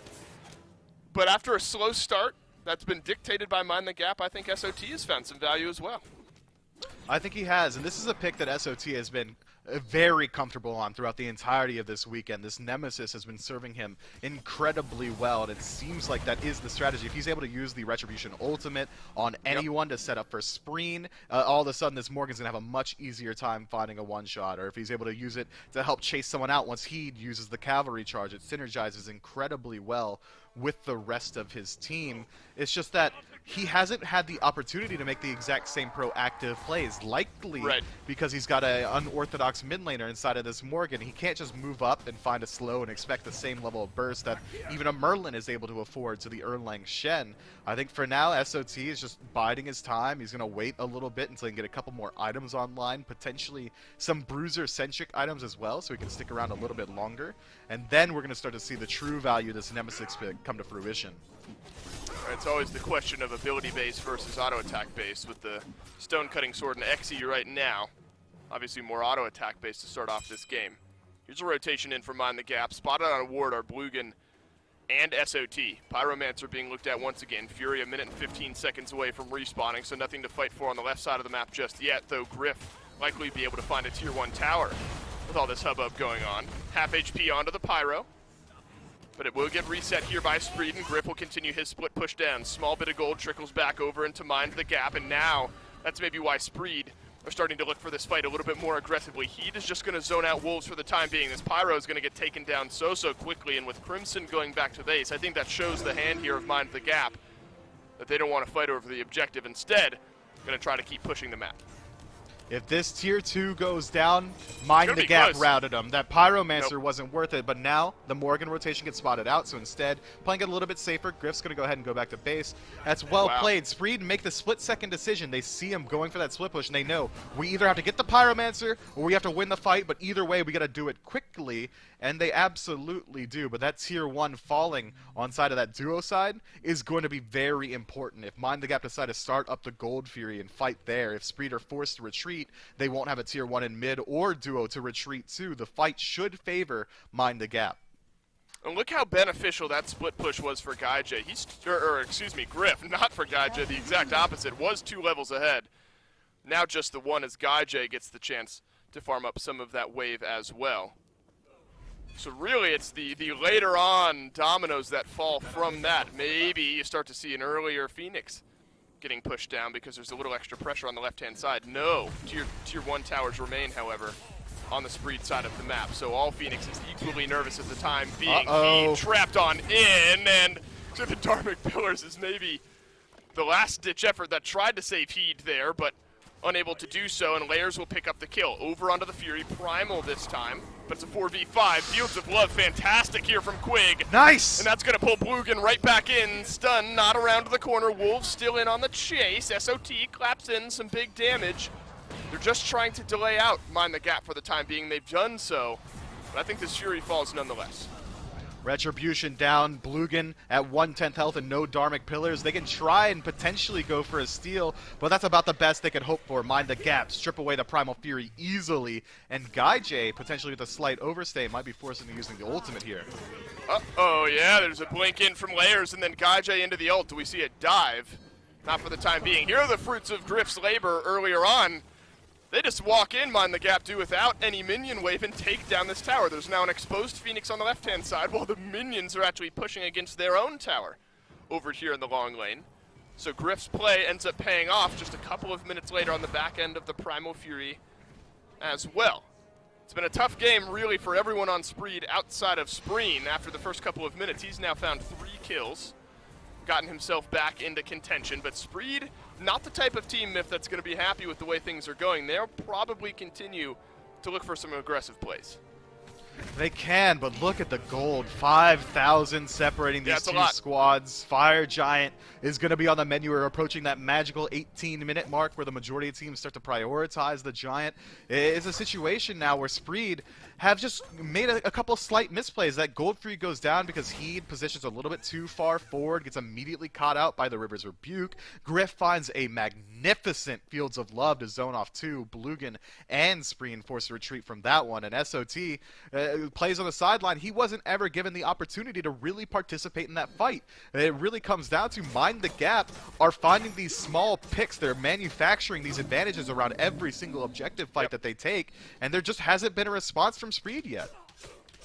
There hasn't been. It's going to get more difficult as Crimson stacks up that Charon's coin relatively, I wouldn't say early. I suppose that's where we see this item get picked up a good bit. And with the amount of fighting that's been happening, and Crimson has been involved in 100% of the kills so far for Mind the Gap, he'll build up those stacks somewhat quickly here as well.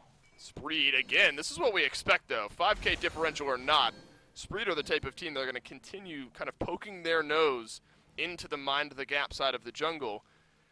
It's whether or not you're happy with the outcome, I suppose, that really changes things around. Really, first big opportunity at a Fire Giant dance here, Myth. 20 minutes in, there's no Fury, Pyromancer, a few minutes away. Now maybe it's time for the Fire Giant to be looked at. Mind the Gap, though, have a ton of burn potential on the objective between Erlang Shen and this Merlin, as well as Griff with his attack speed build. But they don't really have the ability to confirm it well. They don't have a large burst ability, so it's going to be a little bit harder for them to go for it. It's going to be a coin toss if they don't take the fight first, which is why I think we're seeing Mind the Gap show this much respect to Spreed around the Fire Giant right now. It seems like it's just going to be a vision battle until one team's able to find a pick or something along those lines to really tip the scales in their favor. As of right now, Spreed, they're pretty far behind, but they're still capable of fighting in around this Fire Giant. They can't let it go down for free. I think we got to keep our eyes on Heed and whether or not he's able to close gap on a Crimson, and we keep our eyes on Layers and whether or not he's able to get his way into Spreen. It's an interesting fight. Whoever finds the pick first should be able to win out the entire engagement just by nature of these compositions. And Crimson has just done so much in setup for his team. Layers has as well. It's been a full team effort, though, from Mind the Gap, really centered around jungle and mid. Spreed will take away the Pyromancer, just more aggressive positioning here. And Mind the Gap waiting for the proper fight. Look at this call. Spreed onto the Fire Giant. Can they do this? I'm not so sure. Crimson, he's not here to fight. Layers is a little bit in behind as well. It's about how long Spreed can zone. They are still on the Fire Giant. GuyJ pouring out damage into the objective. FG just above half HP. Look at the 1v1 over here on the left-hand side. Heal used by Layers through the taunt. Spreen has not completed the kill yet, but he'll transform into the Guan Yu. The chase is on. Crimson flickers back to his teammate to keep him alive. Now Spreen will have to transform back on the back line of the fight. There's a stun in from Blue. No. And finally, someone dies here, and it's Mind the Gap finding a pick onto the Spreen support.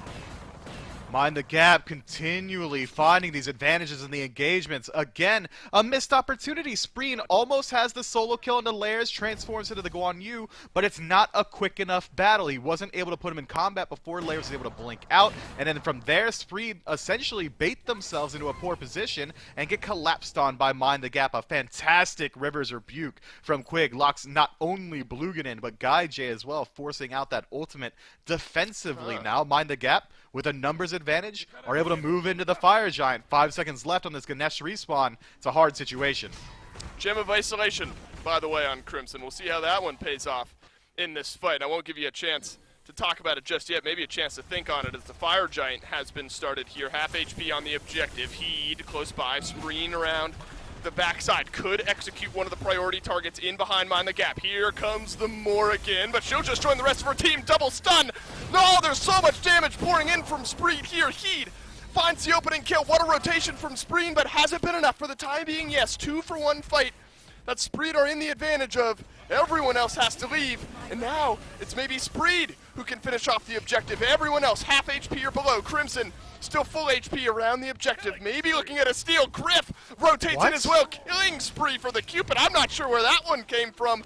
And now it's Mind the Gap back on the FG. Down beneath, 2,000 HP. Blugan on one side, Spreen on the other. Mind the Gap, complete the objective. Fields of Love onto the Ganesh, and Mind the Gap end up taking the FG. Spreed play that nearly as well as you could hope for. Now GuyJ trying to strip Fire Giant away from as many as he can. Spreed falls there up Crimson, and the ultimate is forced out defensively. There was a heroic play from Spreen there on the Morgan. That double stun, normally in an even game, would completely win you the fight off the rip. Unfortunately for Spreed, Mind the Gap comes in with too large a lead. Too well do they separate that engagement. And again, you can kill whoever you want, but if you're not addressing Crimson at this point, he's shown us time and time again, he is the player you need to keep your eyes out for. Forces Spreed off the Fire Giant and reconfirms the fight for his team. Crimson was full health that entire time. Of the two squishies that Spreen was able to stun, Crimson was not one of them. And that's important to look at here. Oh, the Riptide puts Heed right where he doesn't want to be. Crimson Huge ults! Eats the ultimate though and has to back away. Rivers Rebuke crashes down, double stun on the back. Layers, he's engaged in on this fight. And look at Wolves, he's ripping through the health bars of Spreen here. Rampaging, double kill for Crimson. Almost the deicide, but GuyJ and Spreen able to stay alive. Mifflin, Mind the Gap are going to work their way down the right-hand side. It's going to have to be Spreen and GuyJ around the Titan room. I'm not sure they have the legs to get this one done. Spreen looking for a stun, though. In and out of stealth he goes. Titan is going to get looked at here by Mind the Gap. What a fight we had around the FG, and it might have been the one that decided the game. Spreen will transform into the Guan Yu. Cavalry charge right back in. Fields of Love down. Spreen gone. GuyJ is as well. Deicide in game 3. Mind the Gap. And a convincing game 3, wasn't it, Dave? Wow. Crimson, man, this guy is on a warpath. Layers as well. Everything works out for him there. It just feels like every single time Spreed tries to make an aggressive play, immediately the disengage is too strong. They get out of that situation, force him back, and then take the neutral objective. We got to keep your eyes on Gold Furies, Pyromancers, the whole shebang, because this time it came down to map play. Miff, there is a moment where it looks like that fantastic start for Crimson might not have mattered all that much, but then he just starts rolling yet again, and in this team fight, the game starts to roll in favor of Mind the Gap. Now they're one game away of moving on to the World's placements in just a few weeks. We'll take a break here. We'll be right back into Game 4.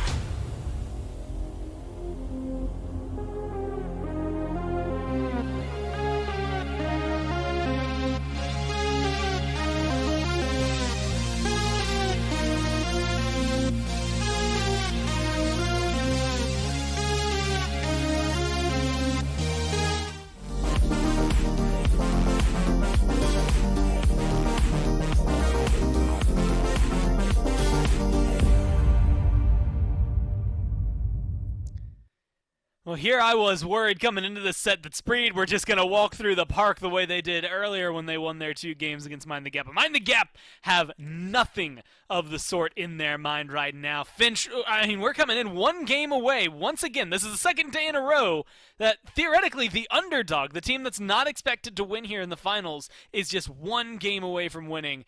I can't help but have flashbacks to what Belt Slap were able to do in this position. The same thing if you think of Spreed with their backs technically against the wall and that winner's semis that we got to see earlier. But right now, Mind the Gap just looks so difficult to deal with.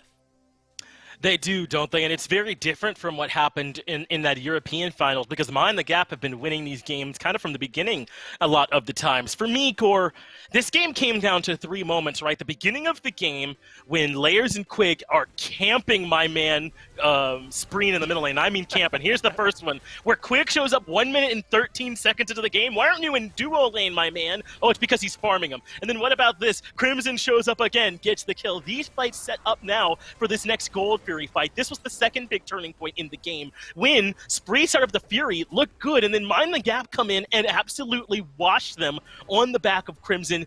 Then that third final point was the big Fire Giant play, where once again, Spree are the one that feels like they're starting things up. They come into the fight looking good. My man Spreen, despite getting dumpstered at the beginning of the game, hits a nutty 2-man stun that should win the game 9 out of 10 times. But the 10th time was because Crimson was popping off. He prevented it. They end up getting the Fire Giant, and then Mind the Gap walk down and end this one. Gore, an absolutely phenomenal performance. This mid laner Crimson is doing it all.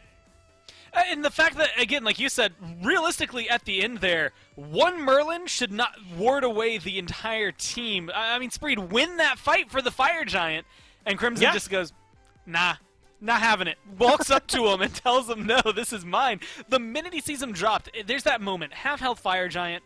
Nobody picks that up. I've never seen someone make the call, you know what, we're missing 2 people. Let's steal this half-health Fire Giant. Like, most of the time you just leave it sitting there. I'm impressed with Mind the Gap's decision-making there, and Crimson being able to hold it, trades it off with Griff just to get themselves in the position to win. I think that entire last 5 minutes, if not longer, of that game had me on the edge of my seat because I had no idea what to expect. Things were going back and forth so often. Your eyes would get tired, more tired than they would at something like a tennis match trying to follow the ball. Either way, a really, really good set of games so far from Mind the Gap. But the question, Finch, really is, going forward, this next one, can you seal the deal, or are you going to choke it away at the very end? Because, I mean, getting to this point has been difficult enough. But you have 1 more game, just 1 more to think about. And you're probably a little giddy going into it, like excited if you're Mind the Gap. Yeah, because now you have this chance to make it all the way back up there and compete against SPL teams. I think that Mind the Gap can do this again if they keep 2 of the core things they were doing really well going again. If the front line continues to play this well, and I'm talking about what Quig and Layers are able to do to set up, and then if Crimson and Griff keep hitting home when they have those opportunities, like we saw them do, especially Griff towards the tail end of that game. Well, there's only one way to find out whether or not we think they can take this next game, and it's to go ahead and look at the draft, see what these teams are going to be bringing into game number 4 here. 1 away, once again, for Mind the Gap. Spreed, that 1 win, they didn't even really, well, like they earned it, but they didn't get it the old-fashioned way. They didn't kill a Titan for that one. They got it by being in the winner's bracket. So they still need a couple of wins under their belt just to turn things around here. And I'm trying to think, Finch, of all the bans we've seen, plus all the things I think kind of need to be banned, and there is not enough room up there for all of them. Hell, Cthulhu start things off. We've seen Kepri over here. We've seen Guan Yu up there. I mean, literally everything is available, or there's going to be something available. It's just whether or not it's a top pick. Kepri, I think, has been that #1 Guardian so far that has been, hands down, the most impactful. Yeah, and the real bummer for Mind the Gap is being second pick, there's almost no world where they get it. Spreed have been very comfortable taking it in that #1 overall spot. The real problem is, I don't think you can ban out what Crimson's been doing because he's done it on Thoth and Merlin. There's just no room to ban those picks out with everything else that you have to deal with trying to limit what Layers can play and making sure that Yamoja doesn't make her way through like she just did just now. There's just not enough time or bans to try and make it work. So as long as Crimson can get comfortable and Layers and Quig are on picks that can consistently set up for him, then I think Mind the Gap have a realistic chance. And right now, it looks like that path is indeed open with Guan Yu selected instead of even the Yamoja. I mean, you go, again, look at game number 2 in this set, and you look at the fact that it was a raw pickup for Spreed first. That's when Mind the Gap decided to lock in the Thoth. Last game, they didn't even prioritize mid, and they still ended up seeing the Thoth banned, and it didn't matter. At the end of the day, Crimson still looked good on the Merlin. Like you said, there's too much to handle that's over there. What was this last time? Cupid Yamoja in response to the Guan Yu set. There, the bans looking pretty similar. Heimdall and this Kepri, I think, trading places. But otherwise, Mind the Gap just say, yeah, let's run it back. It worked for us last time, and it was faster than the first game, so let's go ahead and keep things going. Yeah, I'm so surprised they keep prioritizing Griff's pick this early when, I don't know, something like Yamoja Raw could have been picked up. Maybe they're worried the Raw would be a little bit too easy for the Guan Yu to take advantage of, right? So instead, they go for the Cupid with the mobility, the Yamoja, who Quig looked great with last game. He came able to walk over, like I said, like at the beginning of the game, basically, not even 2 minutes in, and make life hell for Spree in the middle lane for Spreen. So maybe he'll do something similar here, but now the Scylla, a very different look here for Spreen out of this middle lane. How he handles the early pressure is going to be critical.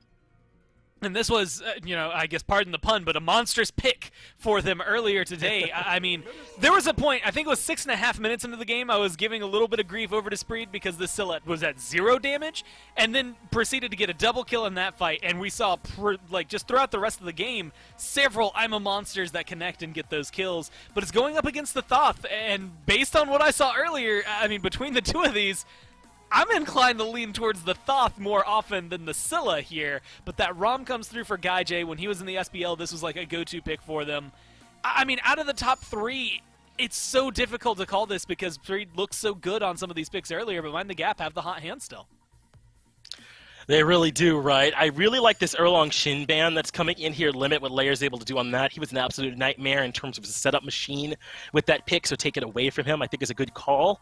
I do like that there's some windows for Thoth in this matchup up against Scylla either. When Scylla is actually using the damage from I'm a Monster, there's this moment where she effectively self-roots, and if Crimson's taking advantage of that window, charging up the ultimate for him, that final judgment, then it's a guaranteed shot on her while she's in the ultimate if he wants to go for it. So there's some windows, I think, for Crimson to make some nice mechanical plays. And this Thor, I know it's not the Erlong Shin, but it's going to work just as well as a setup machine for Mind the Gap. Right now, I love this draft from them.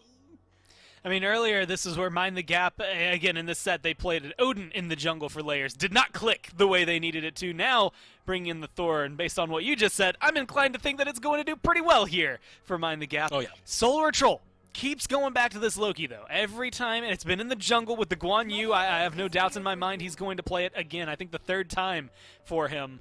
And now with the Terra, I don't know how I feel about this. It feels more comfort pick for Spreed, but I don't know if I like it that much. How are you feeling about their draft? Trust in me. I think Spreed's draft can work, right? I mean, I was proved wrong about this Scylla earlier in the day, so I'm going to be very wary about it. Guan Yu's been dominant so far.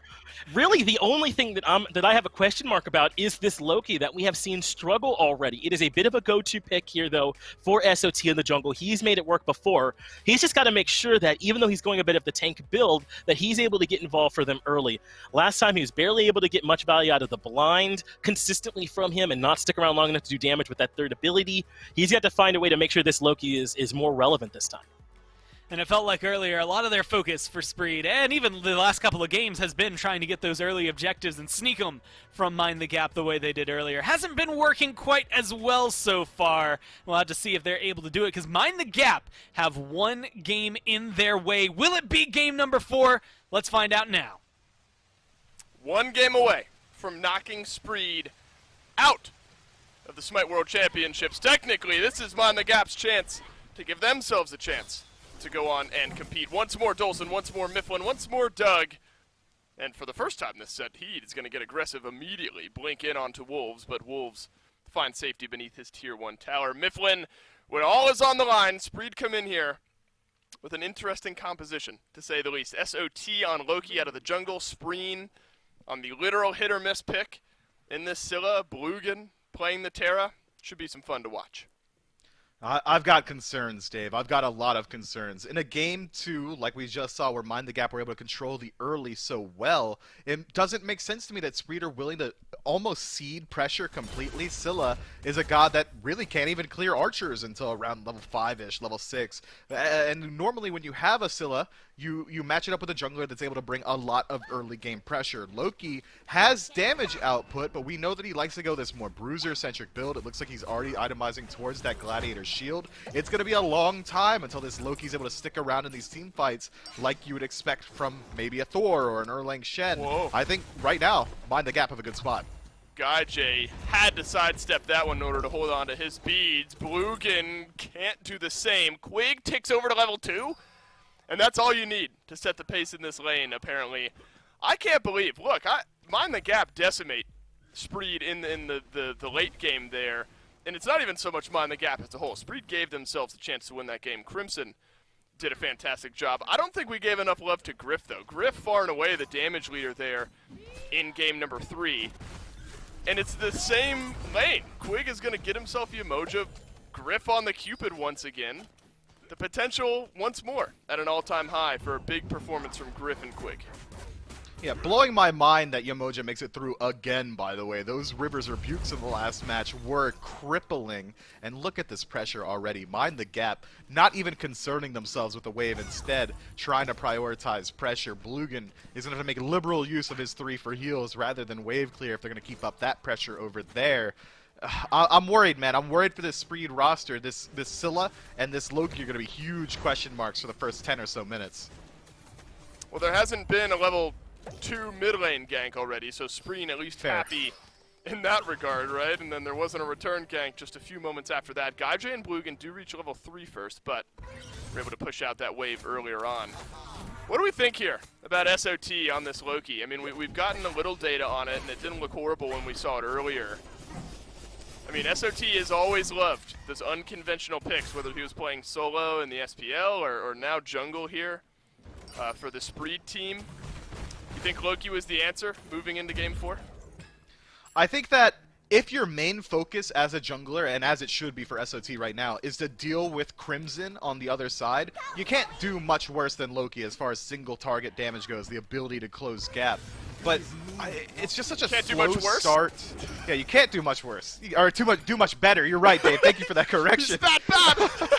Yeah, he's good. He's good. We love Loki around these parts. But it's just so slow, man, and he's going to go this bruiser build, so it's going to take him a while to finish off these kills. He's going to need to deal with the sustain that Yamoja is going to afford Crimson. If Loki walks up and uses Flurry, immediately Quig is going to heal up whoever he's on, and you're going to have to deal with the healing as well as the shielding. This Loki pick, I think it's going to need a pretty decent lead in the early if you want to see the full value of it. Right, I mean, I think there's so much kind of weight we're putting on the individual picks of Spreed and their need to perform, whereas on the other side, for Mind the Gap, it seems like literally every pick we've seen from them just makes sense as well as the composition as a whole. You look at the setup from Wolves and Layers, I think that's going to be massive throughout this game. Once Layers ticks over to that level 5 mark, I mean, he's played Erlang Shen both of the games that we've showed so far here in this set. And looked good on it as far as setup goes for his team. I imagine the Thor will look similar. Yeah, I'm thinking this Thor is going to be looking to find pressure in mid almost immediately. First ultimate, you're going to use on the Scylla to burn the beads. Second ultimate, you use to find the first blood. It's almost unmitigatable aggression out of this Thor, especially into the pressure that's already been established in the duo lane, how the fight's been going in solo as well. Whichever side of the jungle Layers is on, is going to be in danger. Whoa! Oh no! Blugan! That's massive! His wall keeps Quig right where he is! Unbelievable! SOT walks in, gets first blood, Quig caught out, and Spreed are on the board first.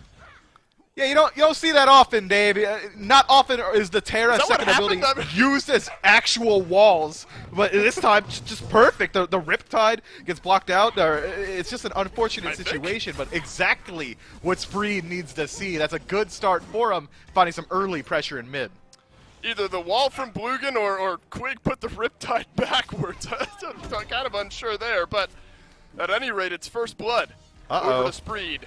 Regardless of what we say these compositions can and maybe can't do, your play on the battleground is what dictates the way these games go. So Quig, after a rocket start to Game 3, will fall here for first blood.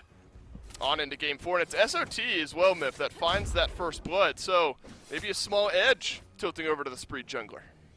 Absolutely huge that the kill lands on a SOT here. On a god that's going to need a couple items to really start hitting his stride, that first blood bounty is going to be huge for him. The sooner he can get that Glad shield available, that sledge, the void shield, all that tankiness, the sooner he's going to be able to act as this frontline deterrent for the rest of Mind the Gap's draft. But it's not the biggest deal. First blood right there, falling for Quig is not too terrible. A 1-level disparity develops between him and the enemy support, but you still have the inherent value of the healing that Yamoja brings, so I don't think he's got to feel too pressured just yet. That's how the next few minutes go, as it always is, where layers for the time being matching the levels of SOT. You saw the Anvil of Dawn a moment ago, just shy on the re-engage there, maybe into the mid. We see this 3v3 start to make a big difference for Mind the Gap, but Spreed have absolutely played this early game so well. I think Blugan on top of it. This Terra pick is so interesting in my mind, where you can really tell with a pick like this when a guy knows what they're doing and has the ability to transform fights and games around. And I think throughout the weekend and really in the early of this game specifically, Blugan shows us why Terra's a worthwhile pick. I think so as well. And Terra's going to synergize very well with the identity that this draft is bringing. If he's able to find his way into the back line and get a fantastic ultimate, all of a sudden the lacking of burst that Loki's bringing, because he's going to go for this more tanky-centric build, is going to be made up for by the additional burst from Terra. Or if he's able to move in there and get the additional healing to maybe match a little bit of what Yamoja is bringing as well. I think that Blugan is in a position where he can choose whether or not he wants to play reactively or proactively on this Terra as well. So it's going to be a very hard to deal with pick. And if he keeps landing walls like he did on Quig and mid, I mean, we don't even have to talk about his ultimate. That's enough right there. Yeah, unbelievable start to this game. And you wonder now how that makes Mind the Gap respond. Right now it's got to be defensively as Layers gets engaged upon. The stun does connect onto SOT, but the wall kind of keeps Mind the Gap at bay a little bit longer. The crush over onto Crimson. How about the I'm a Monster? This one just off to the right. It's only Blugan who can get the kill now, but SOT is in there on the chase as well. Will Crimson stay alive? No, he won't, but Layers ends up turning around. One kill onto Solo or Troll, and he's up in the sky, but the stun doesn't connect. The double wall will, however, Spreen uses the beads, and it's a double stun, double kill for Layers. Now Blugan left alone. Mind the Gap collapsing. Blugan not long for this world. The Wolves adds one as well. Big fight for the Chaos team. Man, the second a fight erupts, Mind the Gap shows up in numbers. That's a 5-man rotation to the center of the map. He's sitting over in solo like, what happened, guys? We're 8 minutes in. The soul lane is not supposed to be there yet, but it's such a good fight and such an overextension from Spreed there. Spreed in particular, walking into the red buff makes it so easy for Layers to re-engage with the Anvil of Dawn. Doesn't even need to land the ultimate. The repositioning was enough, and the lead that Spreed established for themselves slips away so quickly. Now it's massive for Layers in the same way that we figured SOT finding first blood would be important. Now it's Layers with a 1-level lead over his counterpart and the ability to springboard in the way that we know Thor can the rest of Mind the Gap into a bit of a lead here. Just as I was getting into that thought, I was wondering how Mind the Gap would respond. You and I were talking about this going into this game and the different facets of the way, the different avenues we thought that this game could go as far as player mentality, where Mind the Gap are so close. Spreed have probably been shaken a little bit. They have the one win, but that's just because they haven't lost yet this weekend. They haven't won yet in the set, technically, as far as in-game wins. And so we wondered how these teams would start to play this game. I think very important that we've seen Mind the Gap respond in the way that they have. Yeah, interesting to see that Spreed was the one proactively making plays in the early game, and that fight from the offset was an engagement by Spreed into the enemy red buff, which is so surprising when you consider that it's a Scylla and a Loki early game up against Yamoja, Thor, Thoth, these early game behemoths, these huge power titans. It's just interesting that Spreed aren't willing to play a little bit safer and wait for some of these more scaling-centric gods to get their feet under them instead, bringing the fight to Mind the Gap. They get punished for it this time, but it's not too bad. It's only about a 1,000 gold differential established off the back of that fight, and Spreed learned a valuable lesson. We can't do that. Let's not do it again. Right, it's the next few minutes that are so important. Oh my god, the damage there. Crimson unable to finish off the kill. Layers will not make it to the sky either. So there's your overextension. This time it's from Mind the Gap. You are inches away from a kill onto Spreen, but instead, now SOT will match the KDA of Layers. That's a tilter right there. Layers needs one Gotta more be. auto attack to shut Spreen down. And that's a small little micro play. We get to see how the matchup with Thor and Loki works. If Thor uses Anvil of Dawn while Loki's standing around, that's guaranteed backstabs every single time. The That's burst huge damage damage. that we saw from SOT there was absolutely ridiculous. Now that we get another look at this duo lane as well, because of the early rotations from Quig, Griff establishes himself a slight lead, about a level or half a level over the opposition. Guy J has been showing a lot more farm this game than Griff has. What a treat this set has been, huh? Where we've seen now technically 2 games. We're into game 4 here that, you know, have been pretty contested, back and forth. Game 3 specifically, the last one we just watched was wild, and this one has the makings of another game that go the distance and big fire giant fight potential later on into the game. I think it's going to be fun to follow along with Crimson specifically after what he's done so far this set and what SOT is going to be trying to do here. The root, the damage will slow down a tower dive. Beads used just to touch Whoa! late. Oh, another kill! Gets away with sub 100 HP. It was Spreen last time. It's SOT this time. Not all is lost. You've bought yourself a little bit of extra uptime on the map if you're Layers over SOT. But you gotta be frustrated at this point. Now another kill has gotten away if you're Mind the Gap. Layers didn't trust his teammate there. He didn't think Crimson was going to go for the ultimate. Had he stuck in there, he just needs one more tick of the Berserker's Barrage, but instead lets that one slip away. SOT, no stealth available, no ultimate available, just walks out of there absolutely for free. Mind the Gap, just Whoa. letting a couple kills slide, and potentially a Gold Fury as well. No final judgment for Crimson. No vision for Mind the Gap in general. Nothing to say about this one. Another call early on to give some gold over to Spreed, but Mind the Gap, whether privy or not to that Golden Fury, are going to work into the Pyromancer. What? Oh, no! Heat steals it away! Devastating for Mind the Gap. Heat walks on over from the solo lane and ticks down the last bit of damage. You're thinking there, if you're Mind the Gap, all right, we can even up some of this gold. Well, Heat had something else in mind. The money I would pay, Dave, to hear the comms of Mind the Gap in that just 2-minute sequence. A couple kills slip away at sub 100 health. You don't have any vision on the Gold Fury. The only reason you know it goes down is because you hear its death wail from across the map. And then he blinks in, and Taolu Assault steals away the Pyromancer. That is a crushing sequence for Mind the Gap. Spreed, now 1,000 gold in the lead from 1,000 gold behind, a 2,000 swing. We'll get another look at exactly what happened there, and he didn't necessarily leave much up to the imagination. He just walks his way right on in, and at the last first possible tick? moment, Taolu Assault. Right, I think literally there was no time left to be had. If he'd walked in even a millisecond later, that objective is gone.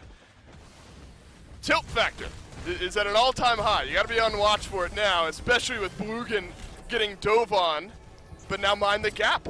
Able to find an overextending Spreed. Griff drops down, Fields of Love onto Spreen, but he'll be able to work his way away. Layers dunks on down. There's the kills Mind the Gap have been looking for. Tilt or not, Mind the Gap want to fight. SOT goes back in. Oh, it's a double stun on the back. Maybe Spreed had the damage to turn this fight around. Cavalry charge. That nets a double for Heat. SOT still in the fray. Will he go down? Yes, he will. Over to Wolves goes that kill. Crimson in on the chase. No mana for Heat. Maybe the range is enough. One final shot does it. Mind the Gap. Pull over their 3rd kill of the fight. Spreed. They've only got themselves 2.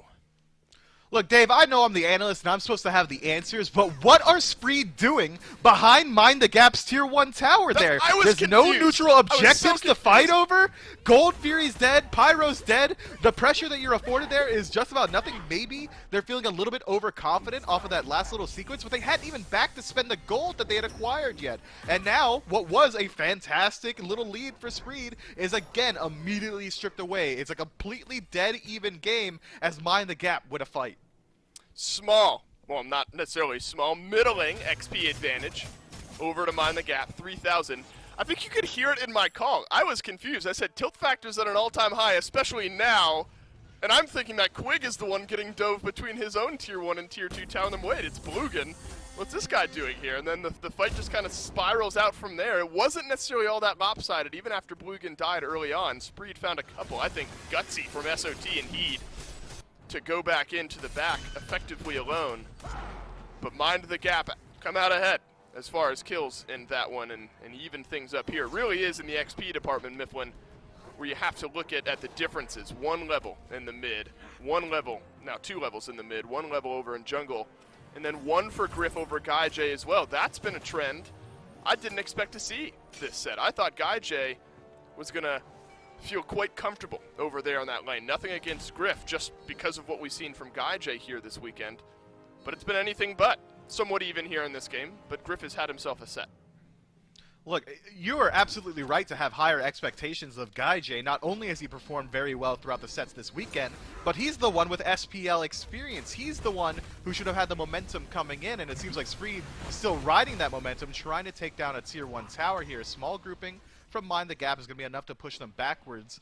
Look, as far as I'm concerned, the only players that Spree need to concern themselves with are Crimson and Layers, and so far, they haven't done enough to set them behind. Crimson, with a 2-level lead over his opposition on Thoth, is a huge deal, especially when you have a pick like Loki, who should be a specialist at dealing with single-target mages like this. If he's able to close the gap, he should be able to find those kills, but because of the nature of his build, it's going to be a little while until he's able to get magical defense online, instead electing to pick up the sledge so early on.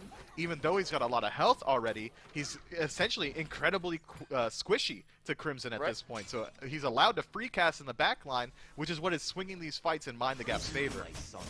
I think we were, skeptical, probably the right way to word that, of the Scylla pick, right? Coming into this game where it seems like she just kind of lives and dies by the ebbs and flows of the fight, where if the setup is there, if sort of the positioning is proper for her to find this big burst damage, that's when she can really excel. Or Crimson might just have the ability to kind of make his own space, make his own damage, at least on maybe a more consistent basis. Could be overextending there, but Spreen just hasn't been able to match the output of Crimson here in this game so far. 2-1-3 to 0-2-3. Certainly a big difference to look at there. We're going to get another look at the way that these fights might break out. Primal Fury now respawns. Pyromancer also up, but we're not going to look at the trade here this time. Spreed, remember, stole away the Pyromancer last time. Mind the Gap, if they want to fight for the big one. They do, and they're absolutely right to do so. They can't allow Spreed to sneak away with another neutral objective. One of the main benefits of having a Scylla on your team is the ability to control the burst around these injectors incredibly well. You can lay down the crush, you can set up the I'm a Monster, which is why Spreed are looking so confident as they start this up. And look at the positioning from Mind the Gap. Layers is so far away.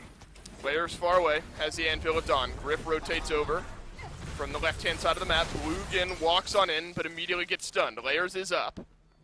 Where will he go down? Just to the right of Heat. No stun from the Thor just yet. Bluegen goes back in, but eats a Fields of Love. In goes SOT. He's found Griff here. Crimson from over the wall. Big damage onto Bluegen. Opening kill this time from Mind the Gap. Crimson, nice Aegis there to keep him alive against SOT. SOT will have to use the beads. Avoid the stun from Layers. Everyone's piling onto the Loki. And Wolves is left alone with 3 members of Spreed, and Spreed hasn't been able to get that kill. Oh, Sikkim crushed, blinked over by Wolves this time. But Spreen is able to get out alive nonetheless. It's a 2-for-none trade as we stand. And it should be a Gold Fury as well. Spreed moving back forward. They are low on the side of Mind the Gap, and Spreen should have decent confirm here. Crush, one of the hardest hitting abilities on the map right now. Spreen is in behind here. Bit of a rotation from the Scylla, but he hasn't been able to participate in the rest of this fight. Spreen just on a jaunt around the backside while Heed and Guy J go down, and now Spreen might die for it nonetheless. Beads, timeout, damage over the wall, but the Aegis is there. You imagine the dive has got to be coming. The stun is down. Griff gets the kill. Bluegen back on the respawn, and Mind the Gap. It's delayed, but they ultimately kill all 5. My man Spreen took the scenic route, Dave. He was lottie-dotting around the Gold Fury, just enjoying the view as the rest of his team falls to the attack of Mind the Gap. I understand the strategy, and if that is communicated properly, Spreen would have played much further back, but now we're in a position where Mind the Gap win a team fight cleanly, 3 members dead, and Fire Giant gets pulled. This is dangerous, though. SOT respawns and has ultimate. Wolves incredibly low. SOT and Bluegen, the last line of defense from this game, maybe becoming out of reach. It's half HP on the Fire Giant. Stun is down, but Layers is going to turn around some of the damage. Final Judgment charged up. Shotgun blast to the back of SOT, who will be able to stay alive for the time being. Fire Giant was reset, but not entirely. Layers will ult away. And maybe Spreed have done enough. Maybe that's what they were looking to do, and it's just keep the Fire Giant on the map. Who's dealing with who, Dave? If SOT's job is to deal with Crimson, why is Crimson chasing SOT throughout the entire of the jungle? This Thought dashed at a Loki and got away with it, forced him to use the ultimate defensively. Level 18, that's exactly it. They missed the window of opportunity to shut him down. Now, Mind the Gap, have a completely fed Crimson who's already got Spear the Magus, Karen's coin, Divine Ruin. This guy is swinging, and he's so hard to lock down.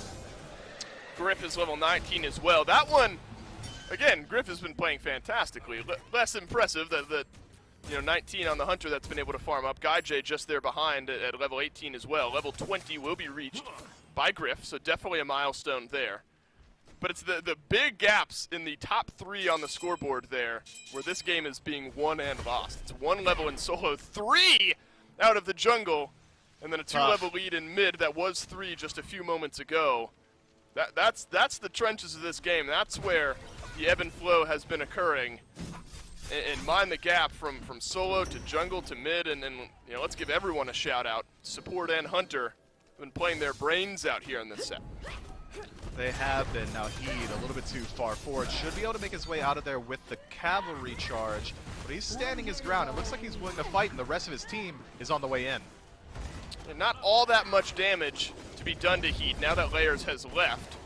Mind the Gap wary of potentially a bait here. Guy J, I think, playing it smart, knocks down the tier 2 tower over in the long lane, so a little bit of gold trickles back over to Spreed. Griff won't be there on the collapse. And this is Spreed showing us that they can still play this map well. They've got Mind the Gap somewhat separated here. There's been no grouping for them around the Fire Giant just yet.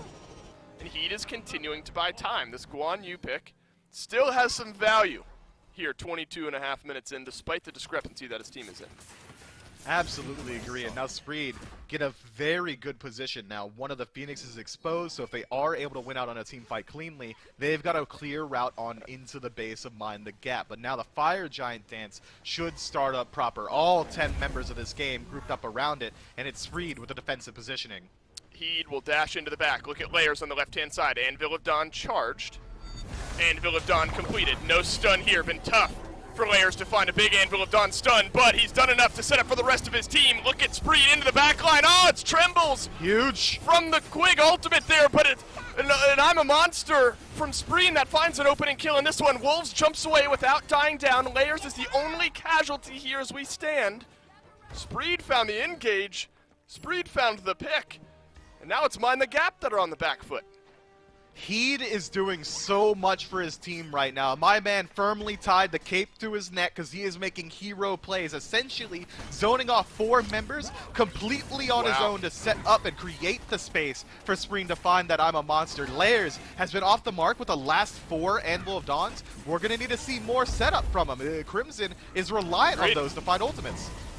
Big piece of the puzzle that's been missing. Fire Giant taken down by Spreed, but Mind the Gap might be looking to fight afterwards. Crimson roots down Blugan, just shy of the damage. Another kill gets away from Crimson. Spreed happy to do so. All 5 members with the FG buff and MIF. Now maybe that left side Phoenix being exposed is a big part to play in the way that this game goes. It will be, and this is so huge for him. The gold discrepancy completely closed. Fire Giant on the side of Spreed. This is their best opportunity to look for an advantage. They can split the push, send a couple members over to the left side to threaten the base of Mind the Gap, and might as well have SOT act as this solo agent in mid and try and work his way through the tier 1 and 2. With this tanky build, just about no one on the side of Mind the Gap should be able to handle him inside the 1v1, but even then, Spreed, with the XP deficit that they're at, with 3 levels down on SOT, being so far behind, it's going to be difficult for them to siege into the true 5v5. The damage output is there, but it just is so execution heavy. If I'm a monster isn't finding priority targets, I'm not sure how easily Spreed are going to be able to find picks. If we could go back to damage charts really quick, I think that'll show us a lot of where this game, again, has been won and lost. Spreen, second to last at 5.6k beneath Blugan on this Terra. Crimson, the exact opposite, top of the damage charts, 10k ahead of his mid lane counterpart. That said, we've now reached a point where Spreed can win the game with a big fight. They've got the Fire Giant, they've got the dive, they want to go beneath this tier 2 tower. Blugan deleted by Griff. 3-man stun on the backline though from Heed. But Guy J and Spreen, they're elsewhere. Layers, dunks on down. He'd get stunned, but he'll stay alive here. The stun from Quig on the follow-up, not there. Spreen ends up going down. Up to the skies goes Guy J. He'll be collapsed upon here in just a moment. And now Layers has gotten a kill. 3 for none. Heed and SOT, last 2 alive.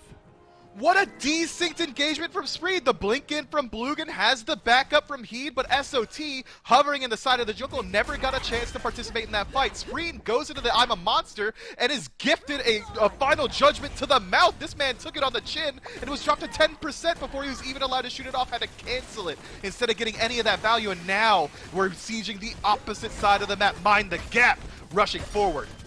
30 seconds on Guy J, 15 on Spreen, 3 versus 5 on the defense for Spreed. Phoenix down to half HP, Crimson will dash his way away, puts up the big wall, but there's so much damage onto Griff.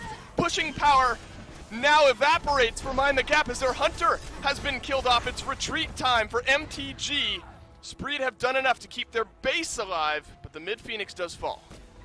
This isn't a guaranteed chase. They have to play safe. Spreed, that is, because Crimson, at full health, can do exactly this. You want to walk at me, you're going to have to walk through a wall of artillery strikes. He deals so much damage to Heed as he tries to step forward, and what a huge swing. Not only crushing the Fire Giant pushes Spreed, but getting their own Phoenix in return. That mid Phoenix is going to be so hard to contend with once these neutral objectives start to respawn. Primal Fury available, Pyromancer as well, but Spreed want to answer back now.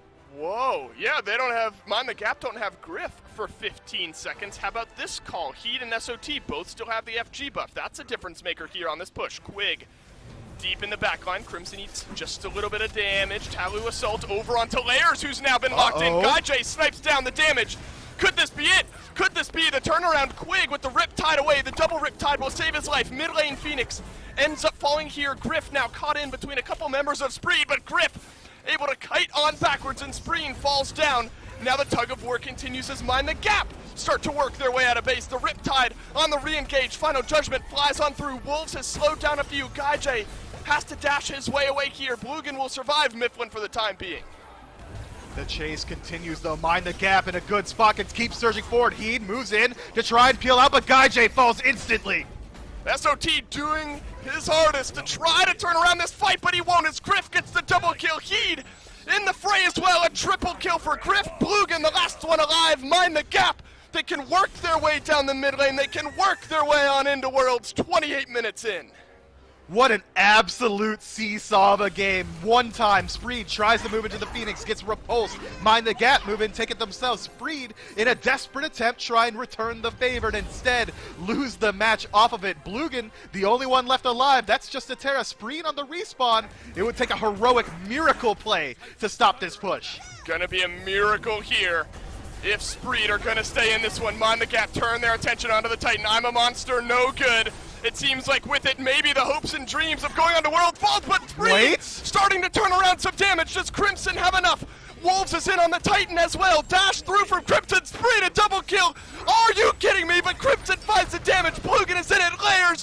One last bit of damage will get it done. Mind the Gap onto Worlds.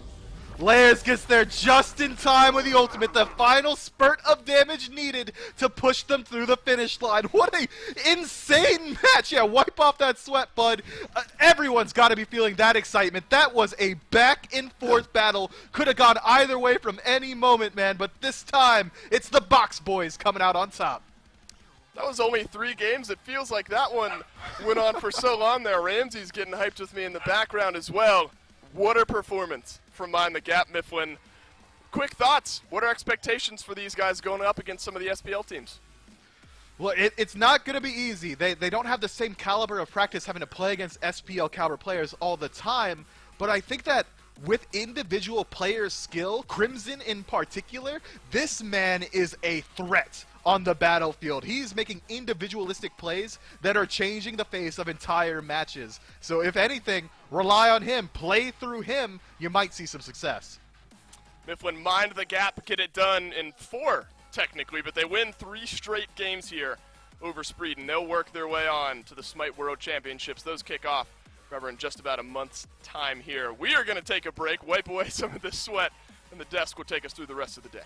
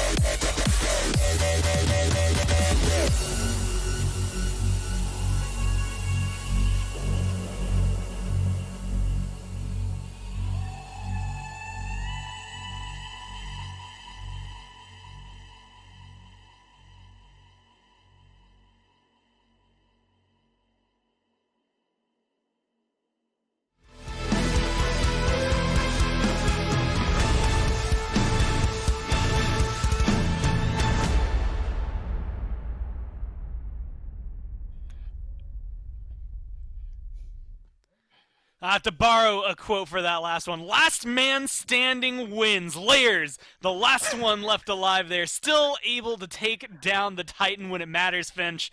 And that's incredible. I mean, this is back and forth. Those last few minutes are the most roller coaster minutes of Smite that we've gotten to see in a while. It looks like maybe we're going to see Spreed win their first game technically in this. Maybe something's going to happen. Oh no, now they're losing. I mean, it was so full of emotion.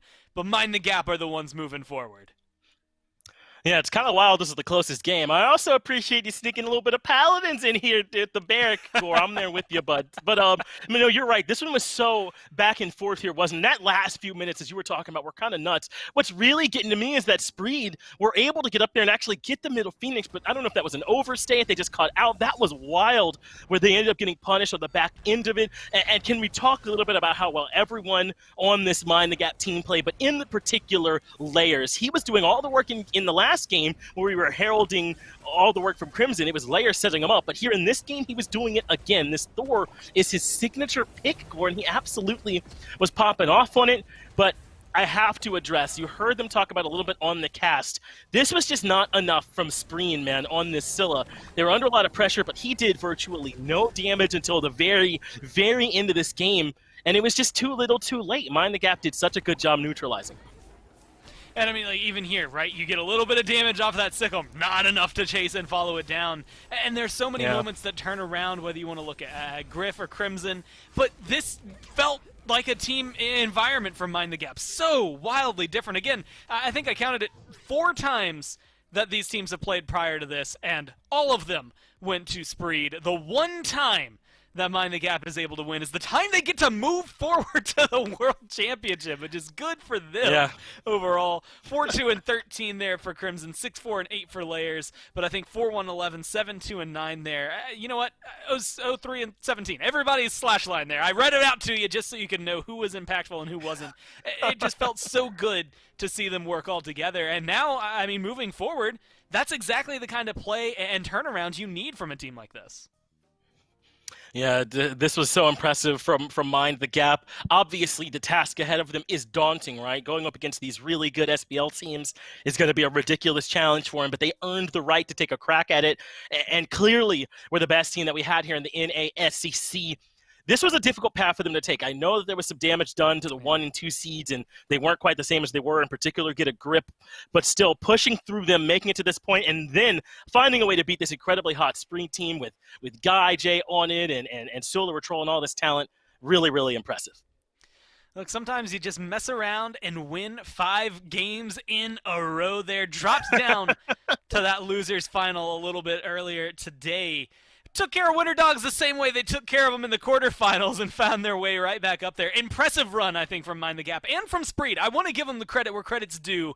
2 SOC teams making it to the finals with the SCC teams getting eliminated is nothing to scoff at right there, and showcases, I think, the talent that is across all of the areas of North America. But at the end of the day, only one team is able to take home that win for this bracket, and that's Mind the Gap. And who else but the person who got to pilot and win the last game himself? We've got Layers standing by for an interview.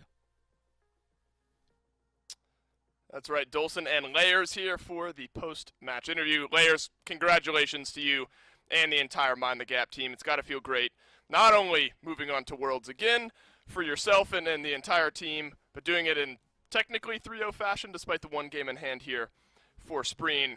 What does it mean to you, though? I mean, obviously you've won a World Championship on console in the past. What does it mean to be able to compete yet again, this time with the big SPL teams for a Smite World Championship? It means everything. I think we really came through and we played really well today. I'm very proud of the boys. I don't really think I had the best showing in finals. I think my backline, I think Krim and I think Griff both played outstanding. Shout out to those guys. They do so much for our team. Quake played good. All the boys just played amazing. We're going to have to clean up some things for the SSG because I think SSG picked us, I'm pretty sure. That team is obviously amazing, so we have to come through and really clean up. Yeah, I'm unsure on my end exactly what team has picked who in that regard. I know SSG has the ability to choose there. If it is SSG, what does confidence level stand like for you guys? I mean, a fantastic showing here this weekend. I mean, obviously, you guys got to be feeling good. You give yourself a good chance to maybe find an upset there? If we just have to really clean things up, like I said, we have to take scrim serious, and we have to get against like the top. We have to practice against like really good teams, and we need to obviously coordinate a lot better. That team is obviously amazing. They've been at the top for a while, so we really have to clean things up. Sure. Does anything? Do you think anything changes strategy-wise for you guys, kind of going up against SSG, whether it be in picks and bans? Do you think? Obviously, you don't have to reveal too much to us here. Yeah. Do you think pick and ban strategy might start to change from playing against Spreen and the teams here this weekend versus SPL teams, or is it? Do you guys go into it more with a play our own game mindset, and we're confident in that? I think some of it is definitely playing our own game, but playing against, we had a mini meta against Spreed. Kepri was really like high priority. Guan was high priority. I think there's a sustained meta going on right now, and I think that SPL probably obviously knows too. So I think that's really the big thing is just making sure that we play our own game and come through and play together. Right. Well, Layers, this is not the last of you and Mind the Gap that we'll see here this year. The Smite World Championships in just a few weeks. Big congratulations on the way that you guys were able to make your way there. Can't wait to see what you're able to do once we are there. Best of luck. Have some good weeks preparing, and we'll see you soon.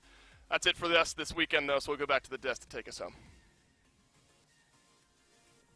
Look, as much as I love to hear some cockiness from the players, like, yeah, you know what, we're going to come in and thrash everybody, I love the level head that Layers actually comes out of that with, where he's like, yeah, you know what, we won, but we still have a lot to clean up if we want to be able to take on the Pro League teams moving forward. Like, you know that this was a hard bracket, something that you had to grind all the way through, but you're not done yet. You have more to go because you are able to win this one, and that's where things get a little hairy, Finch, because we're moving in towards SWC. You can see Ghost Gaming and Radiant sitting way over there in the semifinals. Placement rounds are the next competitive smite you're going to be seeing, and it looks like Mind the Gap are tentatively placed against Space Station Gaming. Belt slap there against the Renegades, as well as the other SPL teams waiting. And that is going to be a week, January 5th through 10th, starting at 11 a.m. Eastern every single day that week. It's going to be a very solid one. I mean, what are you most excited for outside of just all of it? Because that's where I'm at.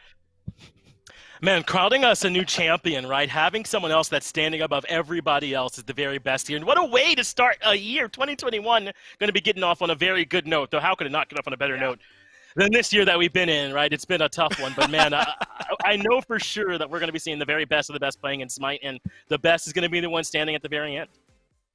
I mean, it's nice to think that, you know, as good of a set that we just watched is the last competitive Smite of 2020, which, you know, is sad. I'm going to miss Smite for a few weeks, but at the same time, get 2020 on out of here, move in to those World Championships. I'm excited to see it, Finch. We've had a really stellar weekend. Thank you so much for tuning in or just hanging out with me here on the desk for the finals. And thanks, everyone, for watching this past weekend. As of right now, we're going to go take a couple weeks off, and then we will be back with the Smite World Championship. You're going to want to be there. Make sure you tune in to our Twitter just to make sure you're up to date with it. But other than that, we're done here, so you can go ahead and peach it. Peach it!